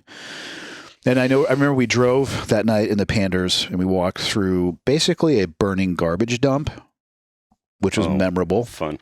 Yeah, it is. It's a pretty good time. And I was walking Point at the time, and you know, it's a city that it was like on the western edge of Baghdad, the eastern edge of Fallujah. And we were looking for this person via electronic means. So we needed some time to precisely identify where they were. And in doing so, we fucking walked around a bit. And some people saw us and they ran back into their houses. So we pursued them. And they're not that we found anything in there, but it's like, well, that guy's running from us. We should probably go check that out. Yeah. So we went back and forth down this particular alleyway. In hindsight now and in talking to other guys, the lights were off when we first passed. They were on when we came back. And we threw a ladder up on a wall. And I was, like I said, I was the point man. So I went up on the ladder and I was looking over this wall for, I don't know. It seems like, and this is 20 years in the rearview mirror, by the way. I'll say 10 minutes, but it was probably somewhere around 5. And it looked like a pretty traditional American house that would have the garage jutting out a little bit and then the entrance just backed up with a little walkway to a door, like right in the corner of that L. But instead of a garage, there was a big blacked out window. And then the light was on. But I looked at that light like under my nods, through my nods, under my nods, like the whole time. I never saw a shadow. I never saw anybody move, never saw any indication. And, the widget guy was like, yay. So over the fence. And I was going to approach the door by myself because sometimes I'm an idiot. And I was like, yeah, maybe we'll just hang out in the shadows for a little bit. Let some other people come over. And I just didn't want to turn my back onto that window before I passed it. So I was up front. I literally swung my head to the right and I just heard an AK crack off. And I think that probably the second round impacted me in my hip and spun me. And I pushed off and there was a car in the driveway, which I ended up pinned underneath with my weapon underneath me, just like looking at muzzle flash. Oof. It's pretty awesome. It's not a big deal. Completely combat ineffective. Just grenade pins everywhere and 60 link. I'm just fucking stuck under this vehicle with bungee cords from my shotgun, just not able to do anything. So everybody starts shooting back. My buddy pulled me around the corner. Sean Evangelista from 30 Seconds Out. Oh, yeah. He cuts my pants. He's trying to cut my pants. He's like, move your hand. I'm like, direct pressure, bro. Weren't you in the class? I'd left that weren't you in the class part out. I was like, no, direct pressure. Yeah, I moved my hand and he cuts it open. And he's like, yeah, it doesn't look good. And dragged me out of the courtyard. They wrapped some Curlex gauze around it and threw me in the back of a Abrams fighting vehicle and drove me to the green zone shortly after the target was done being cleared. So honestly, I wish I could say it was some epic gunfight. I turned my head to look into a window and got blasted. Yeah. And that was in the hip? Yeah, right on the side, right there. And then the second round, I have the belt from that night. I burned about 4 inches of my belt, and the copper jacket is still fused to the belt. So if I hadn't spun towards him, I don't know what that would have looked like. Yeah. Probably high pelvis shot. Shit, man. Yeah, because when I was in sniper school, they told us if you didn't like the person you were killing or shooting, shoot him in the hip. My first thought, or the groin. Is so people have asked, what does it feel like? And the best analogy I can give is Jose Canseco. Peak Bash Brothers. We're talking all the injectable chicken breast, right? And he's got about a 9-inch nail sticking out of his baseball bat, and he gets to wind up and crank that thing off as much as possible. My first thought before I hit the ground was, because of all of our medical training, you can bleed out into your quad space. I'm like, well, this is it. Yeah. And then that's when I'm like, direct pressure, arguing while people, I'm so stupid. They dragged me out of the courtyard and put me up against the wall. I'm like, give me my rifle. I'm just sitting there, just looking at fucking courtyard. Everything going around. Yeah, but great. What year was this? Eat this fentanyl lollipop. 5? Yeah. Oh, shit, dude. That was a long time ago. Yeah. Like I said, 20 years ago. Yeah, that was the year I went in. Yeah. Shit, man. Crazy shit. I wish it was exciting, but maybe it was exciting for the other guy till his inside of his brain went onto the outside, but not of my doing, by the way. That was other people. I think, let's see, 2 blue dudes got injured that night, and I think 6 green guys. So the most substantially injured were flown out on little birds, and I was thrown in the back of a Bradley fighting vehicle, driven to the green zone. Yeah, I spent the better part of my career in Bradleys. Yeah. Yeah, they're efficient. And they get the job done, but they're not really sexy. It's kind of an antiquated object at this point, but for sure. There's always the saying, you can always fit one more. And yeah. Fucking hell. Yeah, it was just me and the other dude. He got shot through the hand. But yeah, we're just riding in the back. Yep. Shit, man. Yeah. So you did that. I remember you telling the story about going to the command, having some issues getting back, and then so you went to second phase from there. Mm-hmm. And then from there you picked up LDO. You didn't go to Seaman and Admiral though. I have dude, I could barely graduate high school. You think I'm going to college? I have absolutely no college education. So I got passed over for chief 2 years in a row, and I was on my LPO tour. That's fun, ain't it? When I got shot. So I was on my LPO tour when I got shot, and they counted it as incomplete.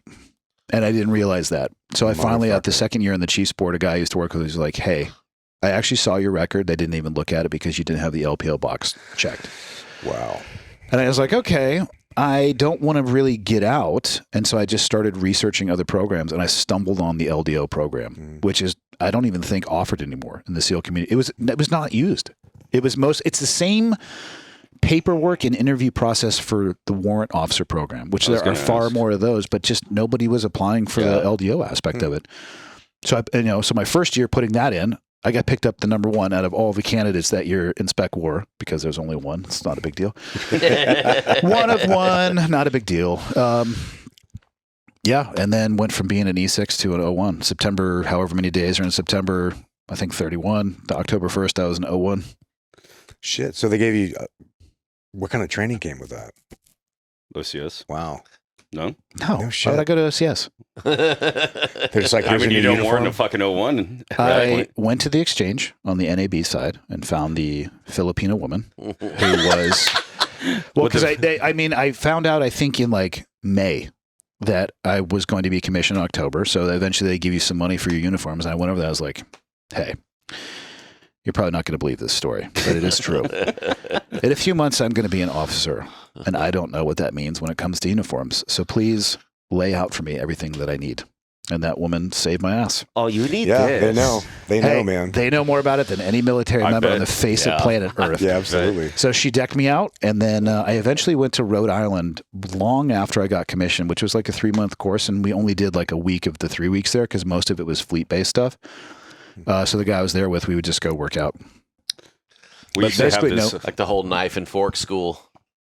Yeah, but there was none of that. Yeah, That's that so might crazy. Yeah, We used to have this German lady because with the Navy, obviously, there's a whole lot of Filipino imports after all of your liberties. But in the Army, it's Germans. yeah. And so we had a German lady there in Carson, Colorado.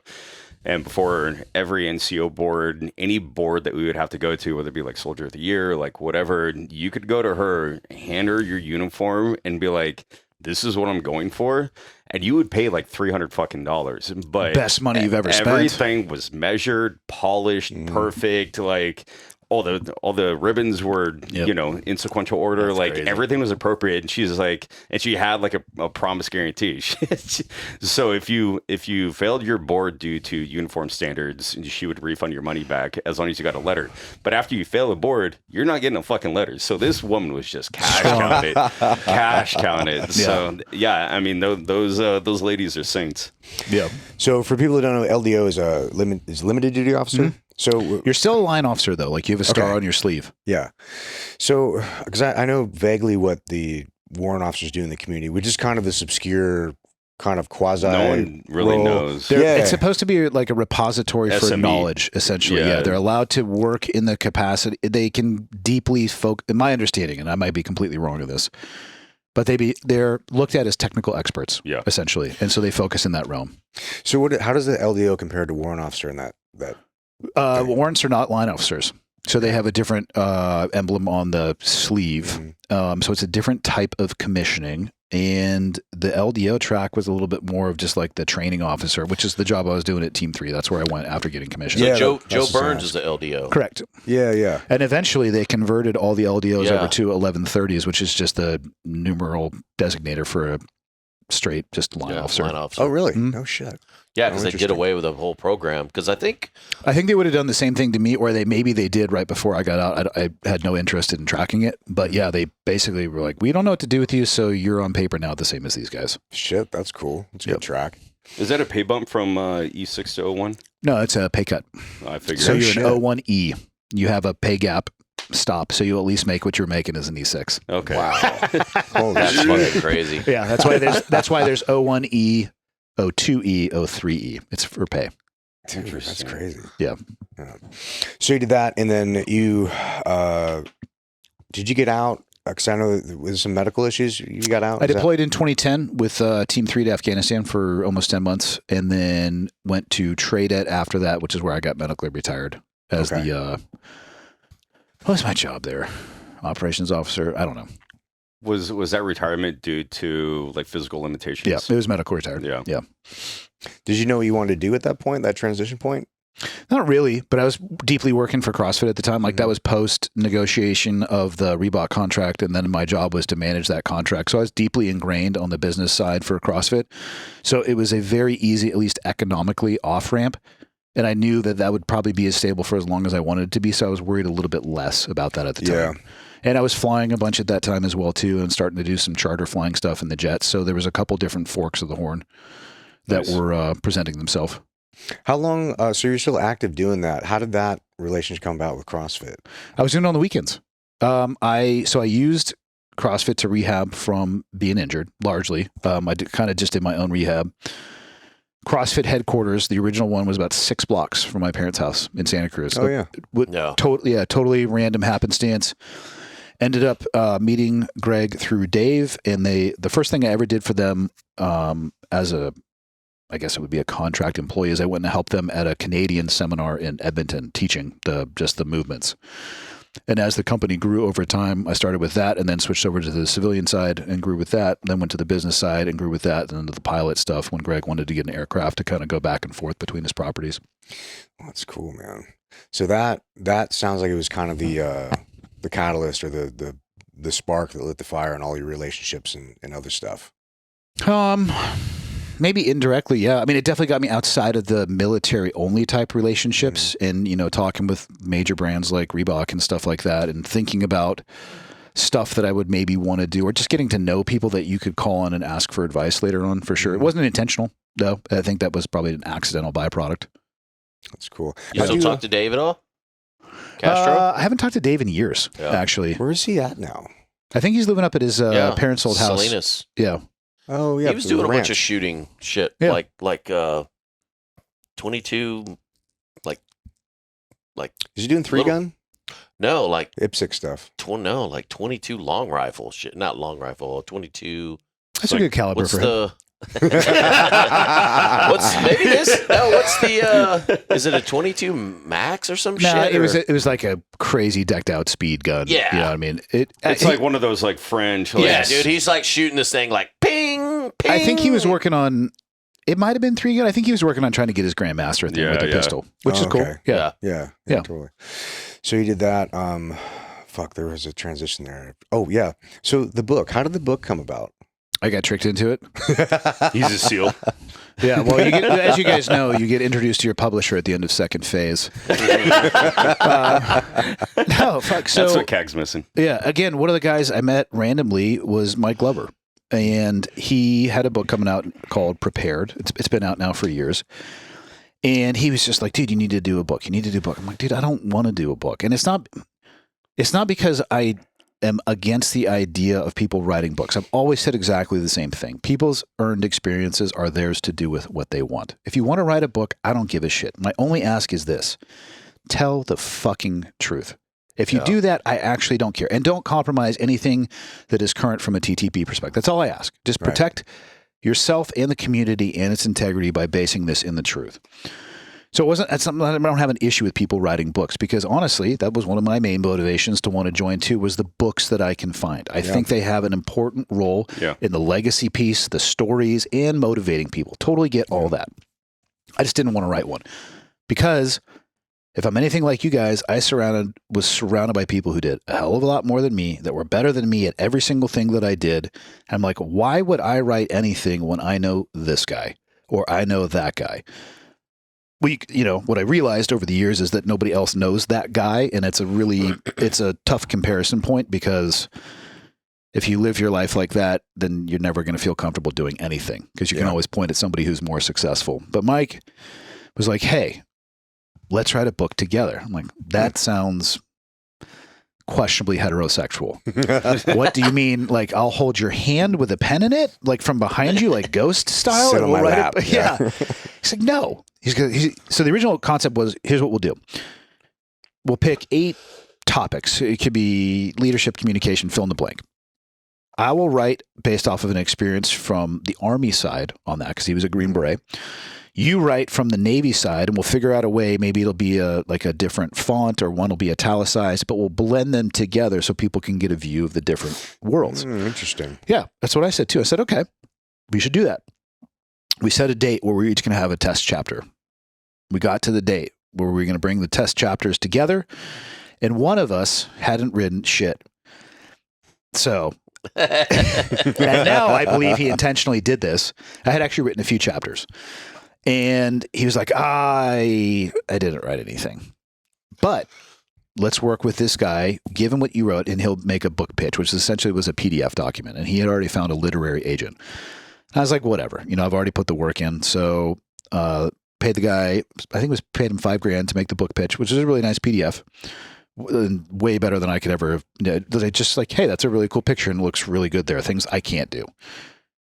Sent it to a book agent. She liked it. She shopped it around, and it ended up getting picked up. And so that's where the book came from. It was supposed to be a combined project, and I actually believe now that his whole goal the entire time was to never write anything to get me into doing it. Set you up. Yeah, put the training wheels on, then take them off. Surprise. Yeah. So that's how it came about.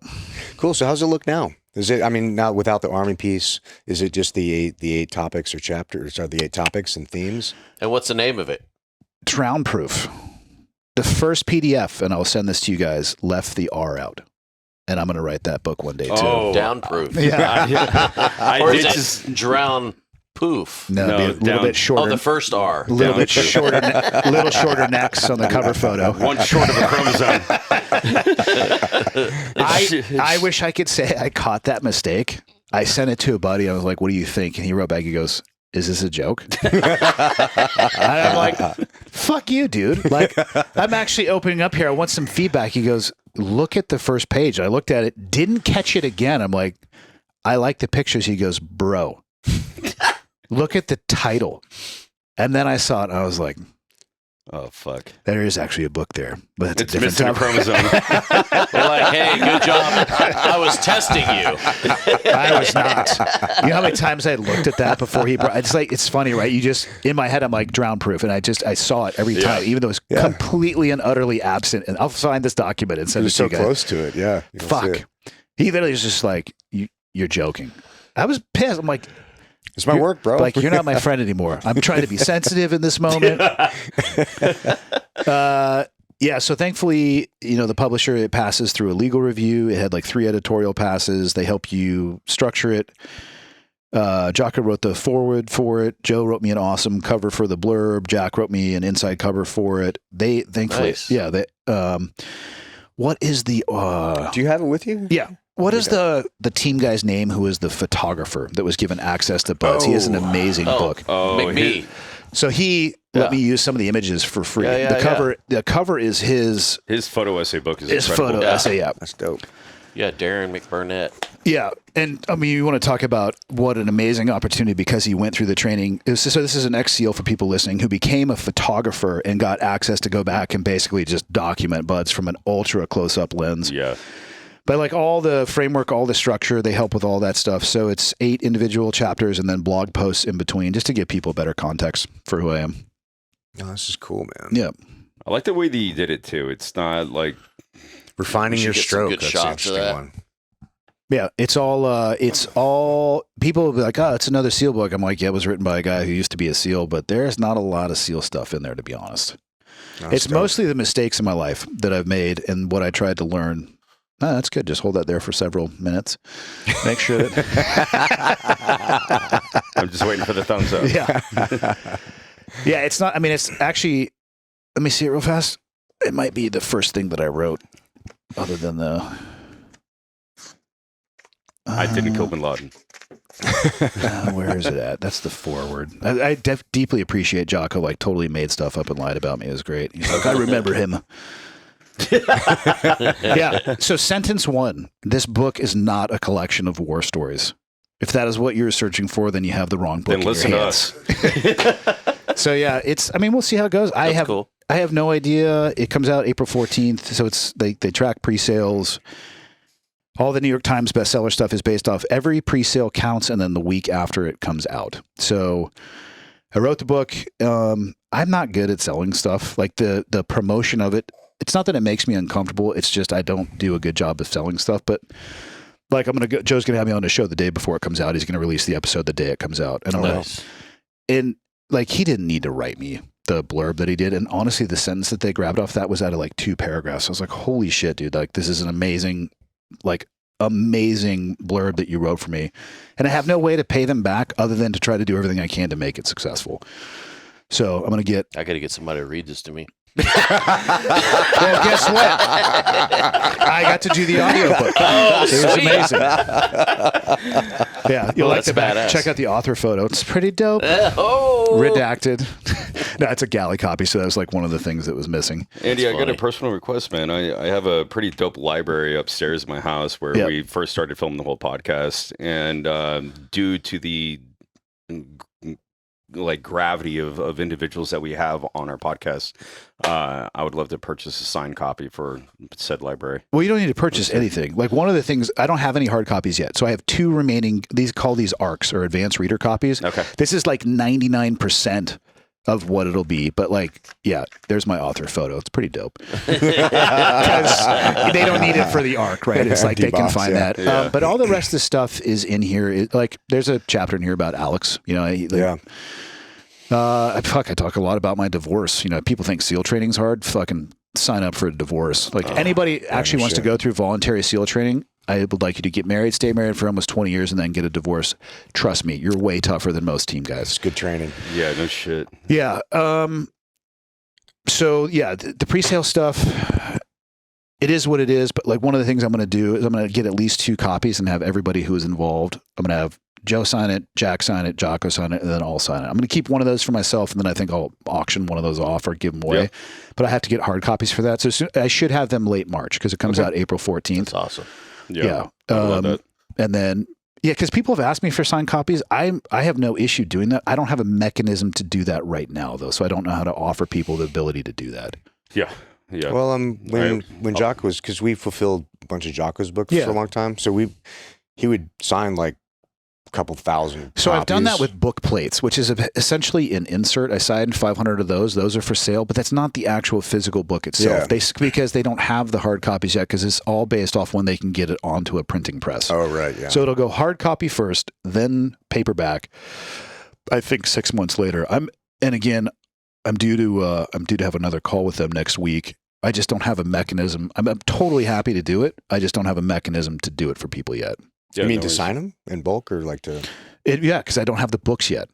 Oh, gotcha. Yeah, I physically would need them to be able to do that. Maybe on like the second printing, they can offer something along those lines. But right now, the physical inventory, of my understanding, is on the press right now.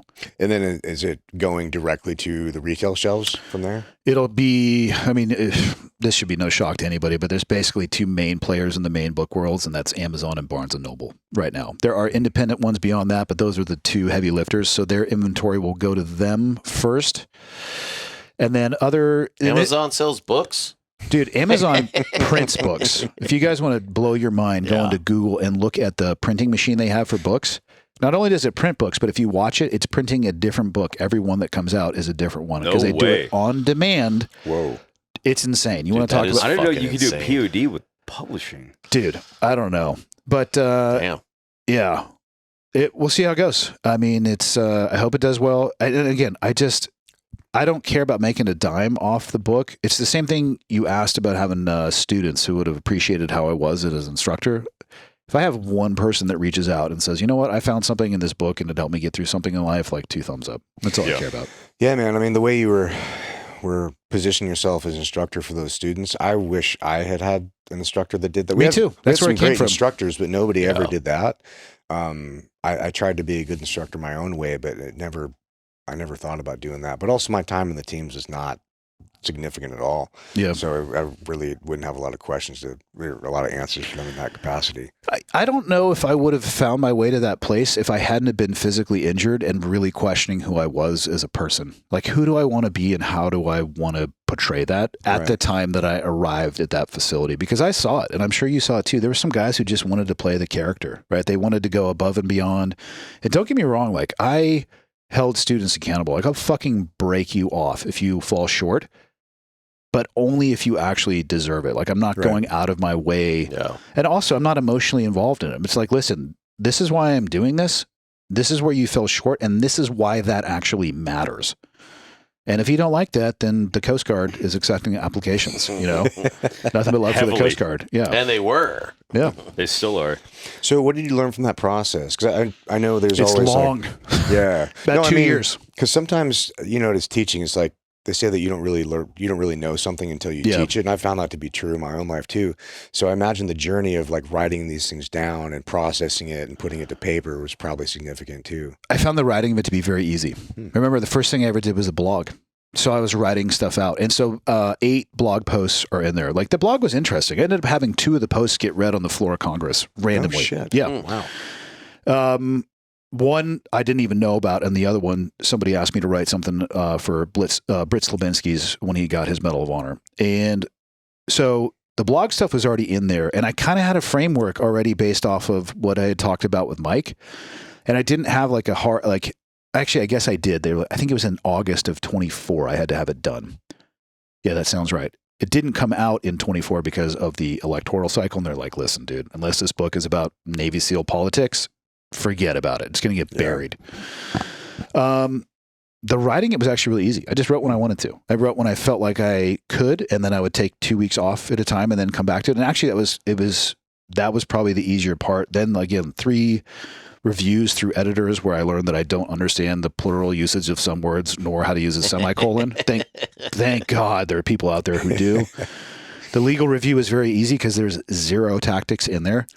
One of the main questions was, is your ex-wife litigious in nature? And I was like, nah. Shit, you're not. They're like, so tell us about this person. And I don't even go into detail, but I tell the truth. Yeah. And it's and I tell the truth on both sides, mine and just the reality of what happened in the world my kids were living in more than anything. And and then you settle on the cover art, you have to do the pictures and the formatting, and I didn't set like the way that the page looks. I think it looks a little bit different on like the font and stuff like that. That's not me. The way that you structure it and that type of stuff. Jocko obviously took his time to do the forward and all that stuff, and it takes a process of an immense amount of people for it to be successful. It's probably the biggest thing that I learned. And then there's a lot of time. Like the book's been done for like 1.5 years. Oh shit. Yeah. I had one more question for you before Ryan jumps over. Due to the fact that you were in pre 9/11, and this is kind of harrowing back, but I never really had an angle to ask this question. When we were talking about leadership and like what good leadership looks like pre 9/11, right? And there was no real kind of like test of measure or scope or efficiency. Did you ever see pre 9/11 leadership going into post 9/11 leadership, and then kind of when it came down to the brass tacks and in war, where you looked up to somebody as a leader that didn't put out to the level that you expected? Yeah, consequences change people's behavior. Yeah, and you see that for sure. It's a whole 2-way range kind of thing. Yeah, everybody's a great leader when at the end of the day, if your consequence for failure is nothing, it doesn't really matter that much. And I've seen and watched people fall apart, and I've probably been that person where they get weighed down by the consequences and they can't make a decision. So I try to learn from that, but again, I'm not immune from making those same mistakes myself. But definitely when the rubber started contacting the asphalt, wasn't always the prettiest. Yeah. Now, how did you process that? And then how did kind of your internal community kind of process probably systematic failure in leadership? In my experience, those people often found their way out. Yeah. Sometimes they were escorted to the door. Sometimes they were running for the door on their own. Yeah. So that worked itself out. I would say per SEAL team, if you look at the standard 24-month template of an 18-month workup and a 6-month deployment, what do you think? Fair to say each team probably loses 2 guys? At least 1, probably in every workup. Yeah. So not everybody. Really? Yeah, they'll make it through all the training and they can hit the minimum standards, but there's still a little bit of shaving at all time. So it corrects for itself. But there are weeds in every lawn, regardless of the size. Yeah. And personalities too, because you have dudes come from other teams and show up, or dudes come from the East Coast or vice versa.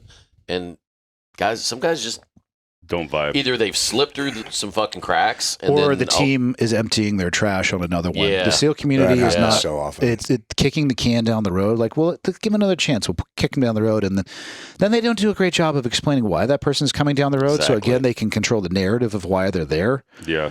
It is one thing, at least in my time when I was in, that I think the teams could have done a better job of. Well, is there any structure or strategy to maybe, like I've heard dozens of times now, like 5 was 5, but then there was like, what, no fun 1? Yep. Like, is there... That was a lot pre 9/11, though. Yeah. When we had no enemy to fight, so we Yeah. fought ourselves. Yeah. Because I'm wondering if you're like, okay, like this guy is not going to fucking vibe with 5. I'm like, let's try him in 1. And is that just trying to elongate the problem or exacerbate it? Or is there some potential strategy to where he could find a shit ton of success in this group versus another group? I found most of the teams to largely, they were defined by their similarities, not their differences. Like, you get a weird outlier, like a leader that had a different vibe. Like, working for Jocko was probably different at Team 3 than working for another OIC at Team 1. But probably all the other, like the 7 other platoons, you probably could have interchanged them around. I Yeah. honestly think it was just an unwillingness by the leadership to put the hard work in and shit can somebody who didn't belong. Yeah. Exactly. Yeah, I was just talking to somebody fucking last night. He's a active duty upper officer he guy. needs to get shit canned. No, but he actually, like, when he was a platoon commander, he shit canned one of the guys. He's a chief, and I was like asking the reasons why, and he was one of those guys that got kind of shuttled around, and a lot of those guys end up fucking making rank, and then they're not at a place long enough where their reputation catches up to them, and then they fucking make rank, and the next thing you know, they're in charge of shit, and it's harder and harder to get rid of them. Yeah. So I actually told him last night, man, I'm like, dude, good job having the balls to be like, no, man, this guy's not fucking cut out for this shit, and he's a chief already, and I was like, dude, that's good, man. So if good that individual can assimilate within an SW, then where does he go? Gives a fuck. Fuck him. I think it depends. Like, a chief, Like, you don't go to the fleet. I don't think they're going to send an E7 to the fleet.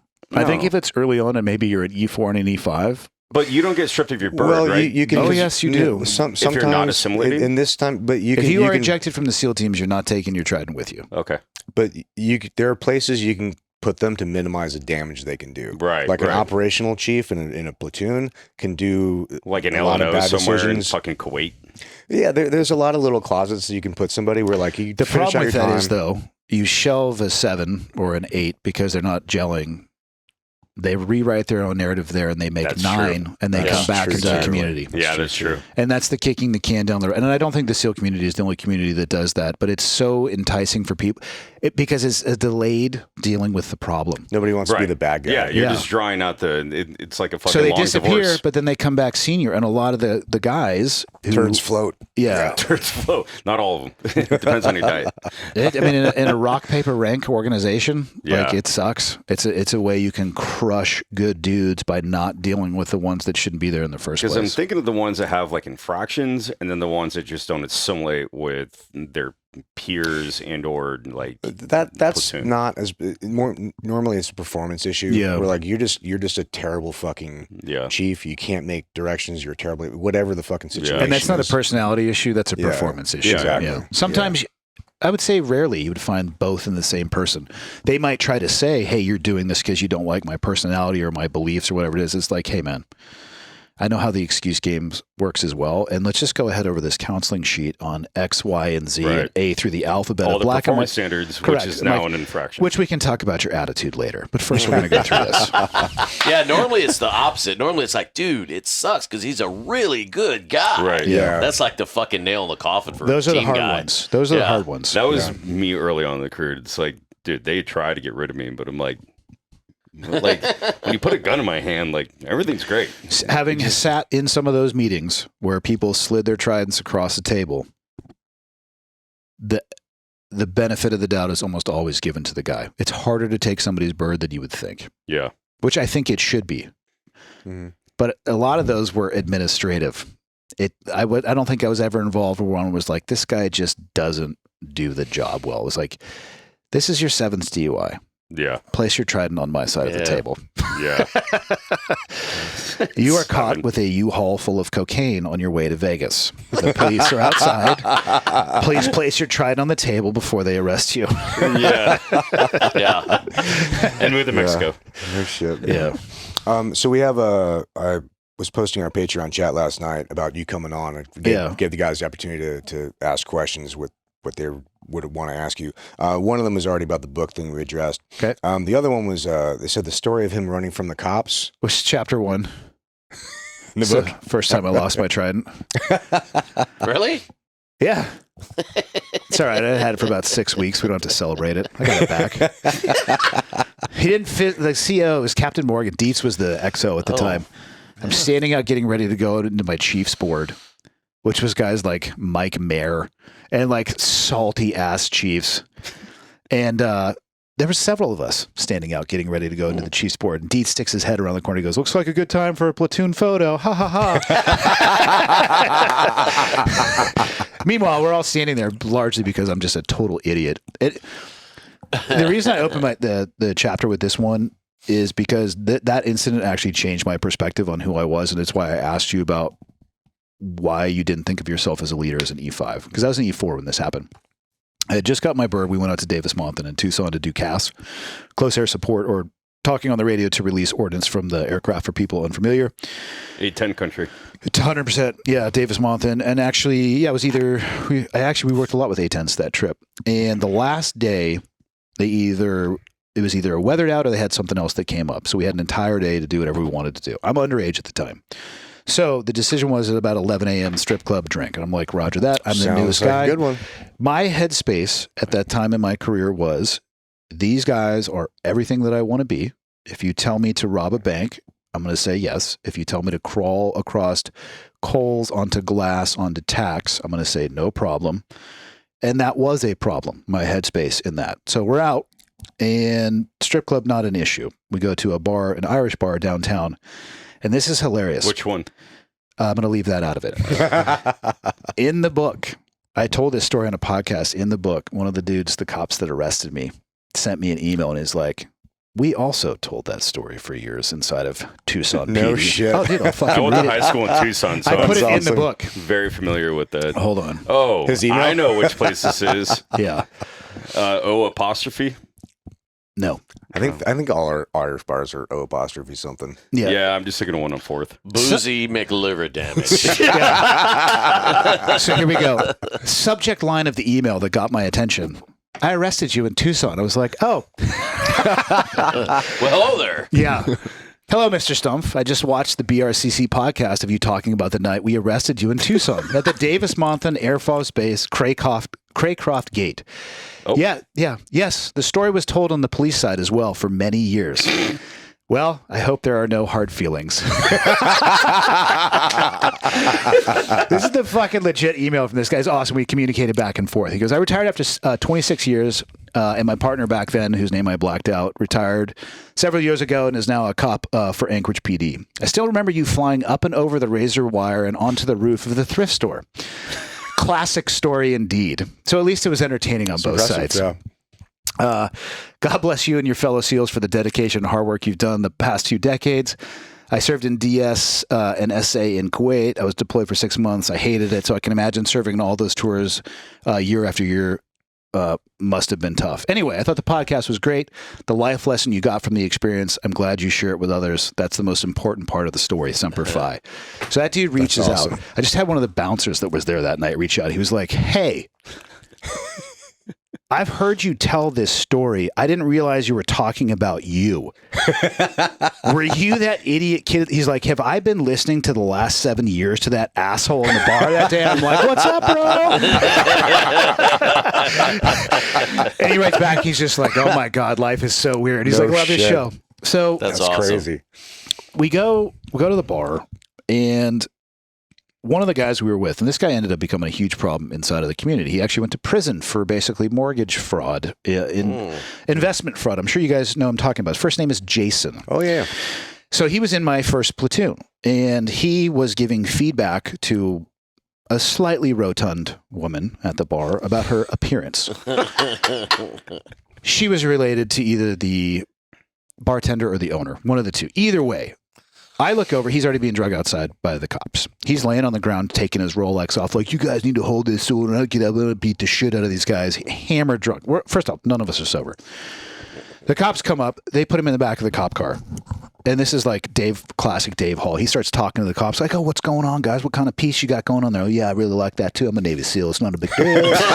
But just chatting it up with him. And then, so they end up talking to a bunch of us. And it's like, I'm drunk and don't realize. They're like, what's your name? I'm like, Andy Stumpf. They're like, what team you with? I'm like, SEAL Team 5. Where are you standing? I'm like, the Davis-Monthan Air Force Base. And some guys like writing this. They'll come in later into my E&E portion of the story. E&E.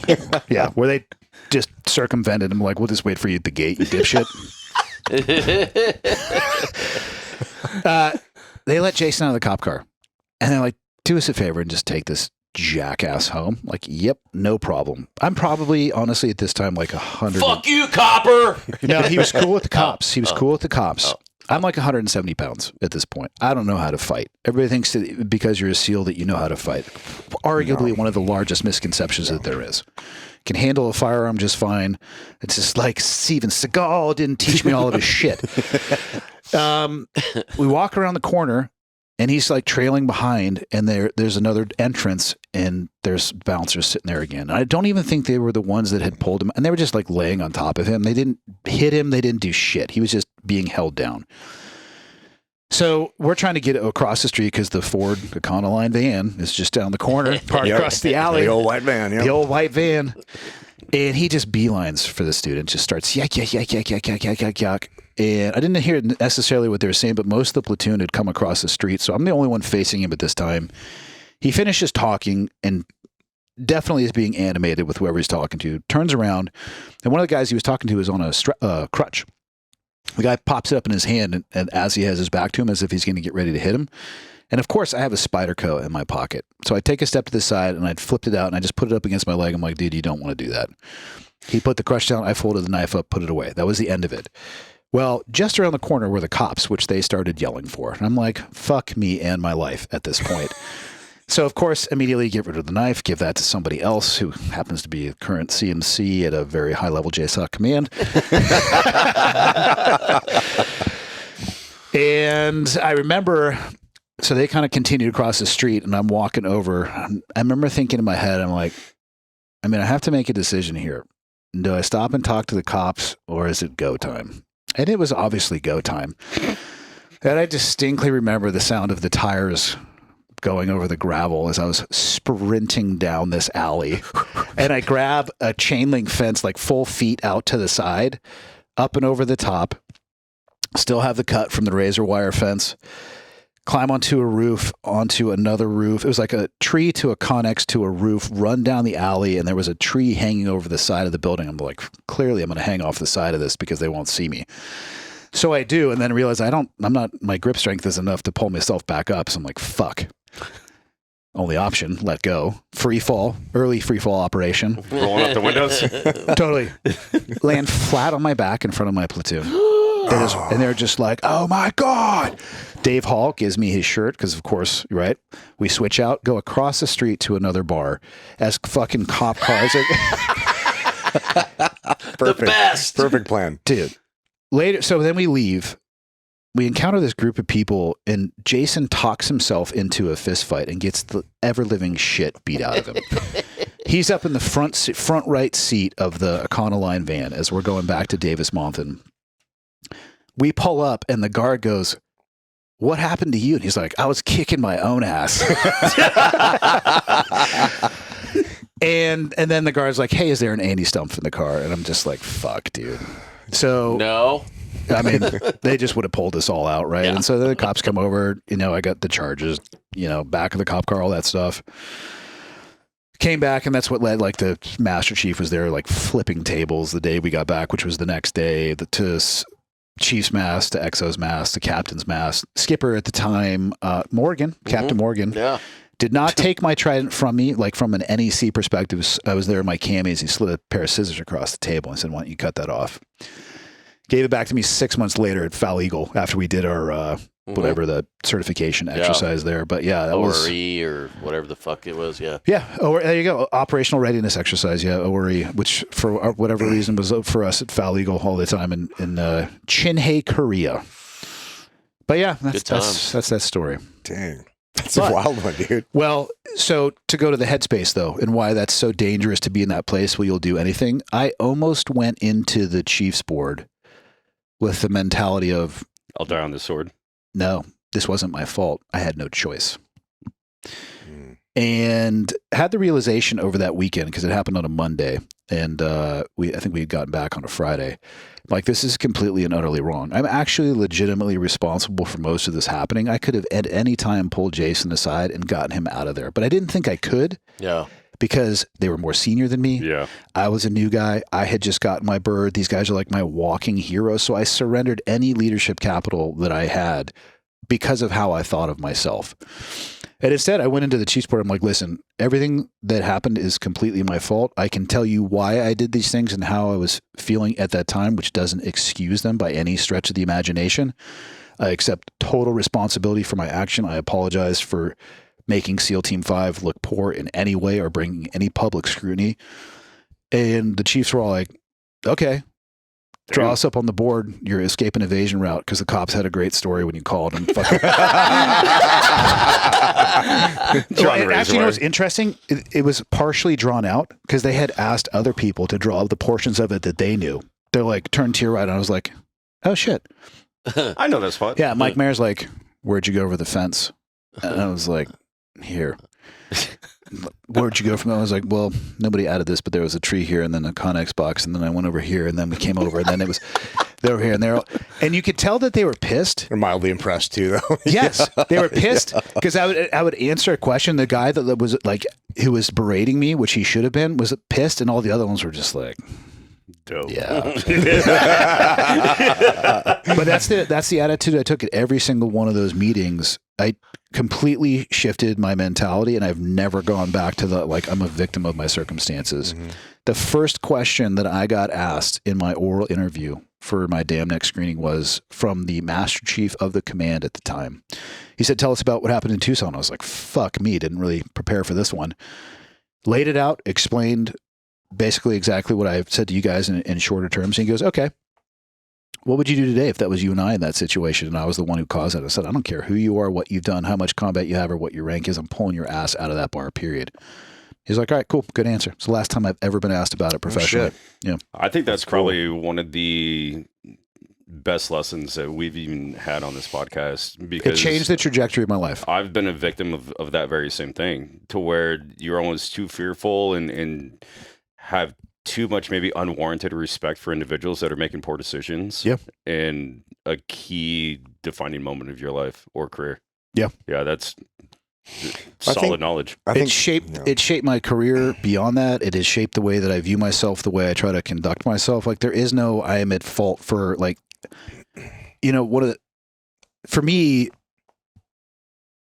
your standard is what you allow in your presence. Yeah. Not what you have written on a wall or a tattoo or a t-shirt. Yeah. You know, it's like, those words are great, and being able to live up to that, like, and expect that of other people is one thing, but it's the internal monologue and expecting that of yourself that's really important. Yeah.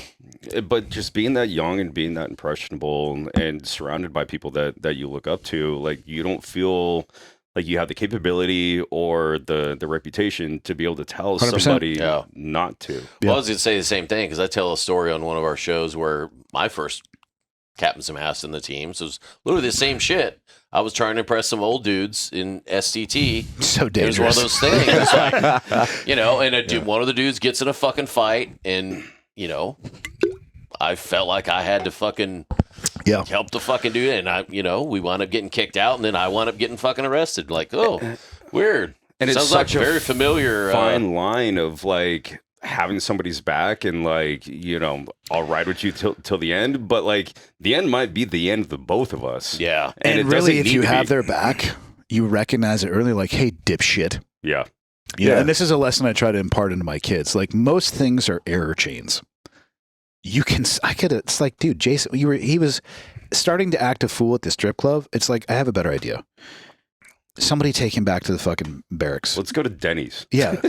Or just like, dude, we'll call you a cab. Like Uber wasn't a thing back then, but it's like, and Yeah. you know, should it be the newest guy's responsibility to do that? No. But should I have known better and acted better? Yes. But it's such a dichotomy that you have to deal with when you're in your young 20s. Well, that's a fucked up thing too. We put our younger guys, especially pre 9/11. I don't know how many times I was the fucking sober duty driver Or Team 5. dealing with a van full of fucking 3 platoon motherfuckers who, you don't have. I mean, you do, but you don't have the capacity or the ass to fucking go, hey. No, I'm not taking you guys to another bar. You're going back to the fucking barracks, and then next thing you know, you're, taped up. Yeah. Yeah. Yep. So, and they're still going to the bar. Yeah. Yeah. But at least you're not involved anymore. That's true too. Yeah. Well, I think an important lift out from that too that a lot of people can apply in their own lives is if you blame other people for your situation, you think that it absolves you from everything, but everybody looking on it, it doesn't mean shit to everybody else. And what I think a lot of people don't realize is that you give up your own power to change a situation. Because if everything is always somebody else's fault, then you don't have any power to change that situation in the future. Whereas if you say, hey, this is my fault, I made the decision, or even these things happen to me, like you said, an air chain, because I allowed these things to coalesce into the situation that I was involved in. And dude, people have way more control and power over their own lives than they think they do. They think they're under these rules and regulations, like I have to do this. Family means I have to I'm beholden to this. And what you really have to do is very little. Like what you actually have to do, very small number of things, very, very small things. Yeah. But if you take the opposite approach from that and like nothing's my fault to everything is my fault, now you have control. Now you have power. Now you have autonomy. You can start to affect change on these situations to improve your life in meaningful and really direct ways. But yeah, people don't realize that. And it takes that kind of crux and that catalyst moment to try to solidify where you had, where it's like, fuck, man, like, this is not the right approach. Yep. But here's the other aspect of it too, where let's just say you did make the right decision. Are you actually learning anything from that, the whole situation? Probably not to the degree. Yeah. Probably not to that degree. Yeah. And so there's such a tit for tat on the lesson learned versus, making the right decision. You're like, oh, that was easy. I mean, you almost need to get your shit pushed in order to actually walk away with never doing that again. And also try telling us fucking dick from shit at 22. Yeah, that's true, man. It ain't happening. Like, we're not going to listen to, us now being, the older guys. Yeah. Well, I know our audience would definitely get on our ass if we don't ask about the second time that you lost your Trident. It was more of a threat of losing the Trident. It was just a classic alcohol related incident. I mean, I didn't even necessarily go that far. There was no scissors. It was a deep threat. Actually, I think my OIC might have not let me wear it for like a week, but he didn't actually have the power to take it from me. It happens. It's not a big deal. What was the story behind that? Classic bar fight. Oh, come on. You're a good storyteller. I mean, that's literally like, I, again, started nothing. If you look over and your friends are like, hey, it's time to fight, you're like, okay. I mean, don't get me wrong. I wasn't the only one in this situation. A few of us had like uniforms with 3 holes that didn't have any metal attached to it for about a week. Yeah, it wasn't that. I mean, it wasn't official. It was just like, hey, if you continue this behavior, it will be. But that was like just a classic fight. Cool. Fucking crazy. But that's the epicness of early Team 5 or, pre 9/11 Team 5 is, I don't know how many times dudes are like, give me your fucking bird. Yeah. And it was like, okay. But it was, I wouldn't say they're idle threats because, it did happen. Yeah. It's one of those where it's like, how much do you want to fucking push me to where I actually do go and fucking do the required paperwork to fucking, do A, B, C, and D. And now, are you pulled off fucking jump status and dive status and all these other fucking things to a point where you're losing special pays and bullshit like that? How far do you want to fucking push me? Yeah, team kids are hard to manage, man. Yeah. Really hard to manage. I feel like being the one Army guy in this highly NSW podcast, like, I don't know if it's taboo or not, but the old Team 5 has a whole lot of lore behind it. And the level of individuals that have been in Team 1 and 3, and trust me on the like 2, 4, and 8 on the West Coast or the East Coast, they're all the same. You just haven't heard it as much. Yeah, they're all like, especially in that day. Yeah, it was a group of characters. We just got to get the right group of guys in here to fucking. Well, I'm just feeling like it would be like if there was like every person had their own chapter of like certain stories, whether that be Beto, Dirty, Andy, you, like whomever, and treat it like I hope they serve beer in hell kind of thing, and just call it, disbanded. Yeah, and everybody's got different sides to him too. Like the guy Jason you're talking about. Like when I was going through my divorce, and it was a very difficult time for me. He actually helped me out a lot, man. Same here. Bought a house through him. Yeah, he helped me out a lot. He took me out and let me stay at his house for a little bit, and he was really rad to me, man. I mean, he had his own issues going on, but like he was one of those people that has a strong dichotomy. Like he does get in trouble. We all get in trouble. Yeah. But he's also like, I mean, yeah, I'm not a felon though. Is this the one that passed away? No, he's still around. What is this guy up to, by the way? I know he was working out at the DZ for a bit. I don't know. He's still out there or not. Well, he's good friends with Nick Hawks. Okay. And so are they starting an investment fund together? Sailing around the world naked together. Yeah. And buy a sailboat. Yeah. He was a roommate of one of the guys I went through buds with. So this guy and Jason were roommates, and actually Jason was kind of a mentor to us. Mm-hmm. And went through STT, and actually this dude wound up not even getting his bird and got kicked out of the fucking team, one of those guys. Yeah, it does happen. But then later, whenever I blew my knee out in Juliet platoon, the platoon I did with like Jack Carr and Nick Hawks, and like Jason actually took my spot in the platoon. Oh shit, yeah. Until I, he got healed up, and fucking. There's a lot of sides to people. Yeah. I think that's the fun of it though, man. Especially looking back at as an older man now. I'm like 48, and dude, everything's so much clearer in the rearview mirror. Oh yeah, looking back, all your mistakes and some of your wins are like, fuck, was it really a win? Did I really win it, and what cost? Yeah, but it's. I like that though. I like being able to see these different layers, these different sides of the different characters, and honestly, the show has been a fun part of that too. Able to dissect them and peel the layers apart, and see like, hey man, we're all like very similar when it comes down to it. Whether Army, Navy, Coast Guard, whatever it is, like we're just all want to have fun, experience life in whatever way we feel is like the most appropriate for us at the time. I get it, man. Good. What do we want to do? Want to end it? Yeah. Is there anything else you want to plug, or like? There's a website that I'm supposed to direct people towards. This is my salesman coming in, and it's like, can't even remember that I'm supposed to tell people to buy the book somewhere. It's like, buy the book. I'm like, oh yeah, they made a website for it. Hold on, I don't know what it is off the top of my head. Downproof.com. God, I should actually buy that. I am embarrassed at how many people I sent that to before recognizing what it was. Oh, why can't I find this? Hold on. I do that all the time with designs, though. Like, I'll create a cool design, send it to people, and like, yeah, it's fucking misspelled. You're like, oh, fuck, I'm so stupid. After I spent like 20 hours on it. Well, now AI, Yeah, they misspell shit worse. Clearedhotpodcast.com/book. I should remember that. I'll remember that from here on out. It's pretty easy. Cleared Hot Podcast, which is the hot podcast I show.com/book. There you go. Okay. Assuming this doesn't come out tomorrow, this is gonna be live later in this week. So I think we're probably gonna be like a 2 weeks. Perfect. It'll be live long before that. Okay. Perfect. Cool. All well, right, shit. man. Yeah, dude. Thanks for coming on, sharing these stories, brother. It's been making our time. Yeah. All right, dope. Ready? Okay. The end. The end. The end. Thanks, everybody.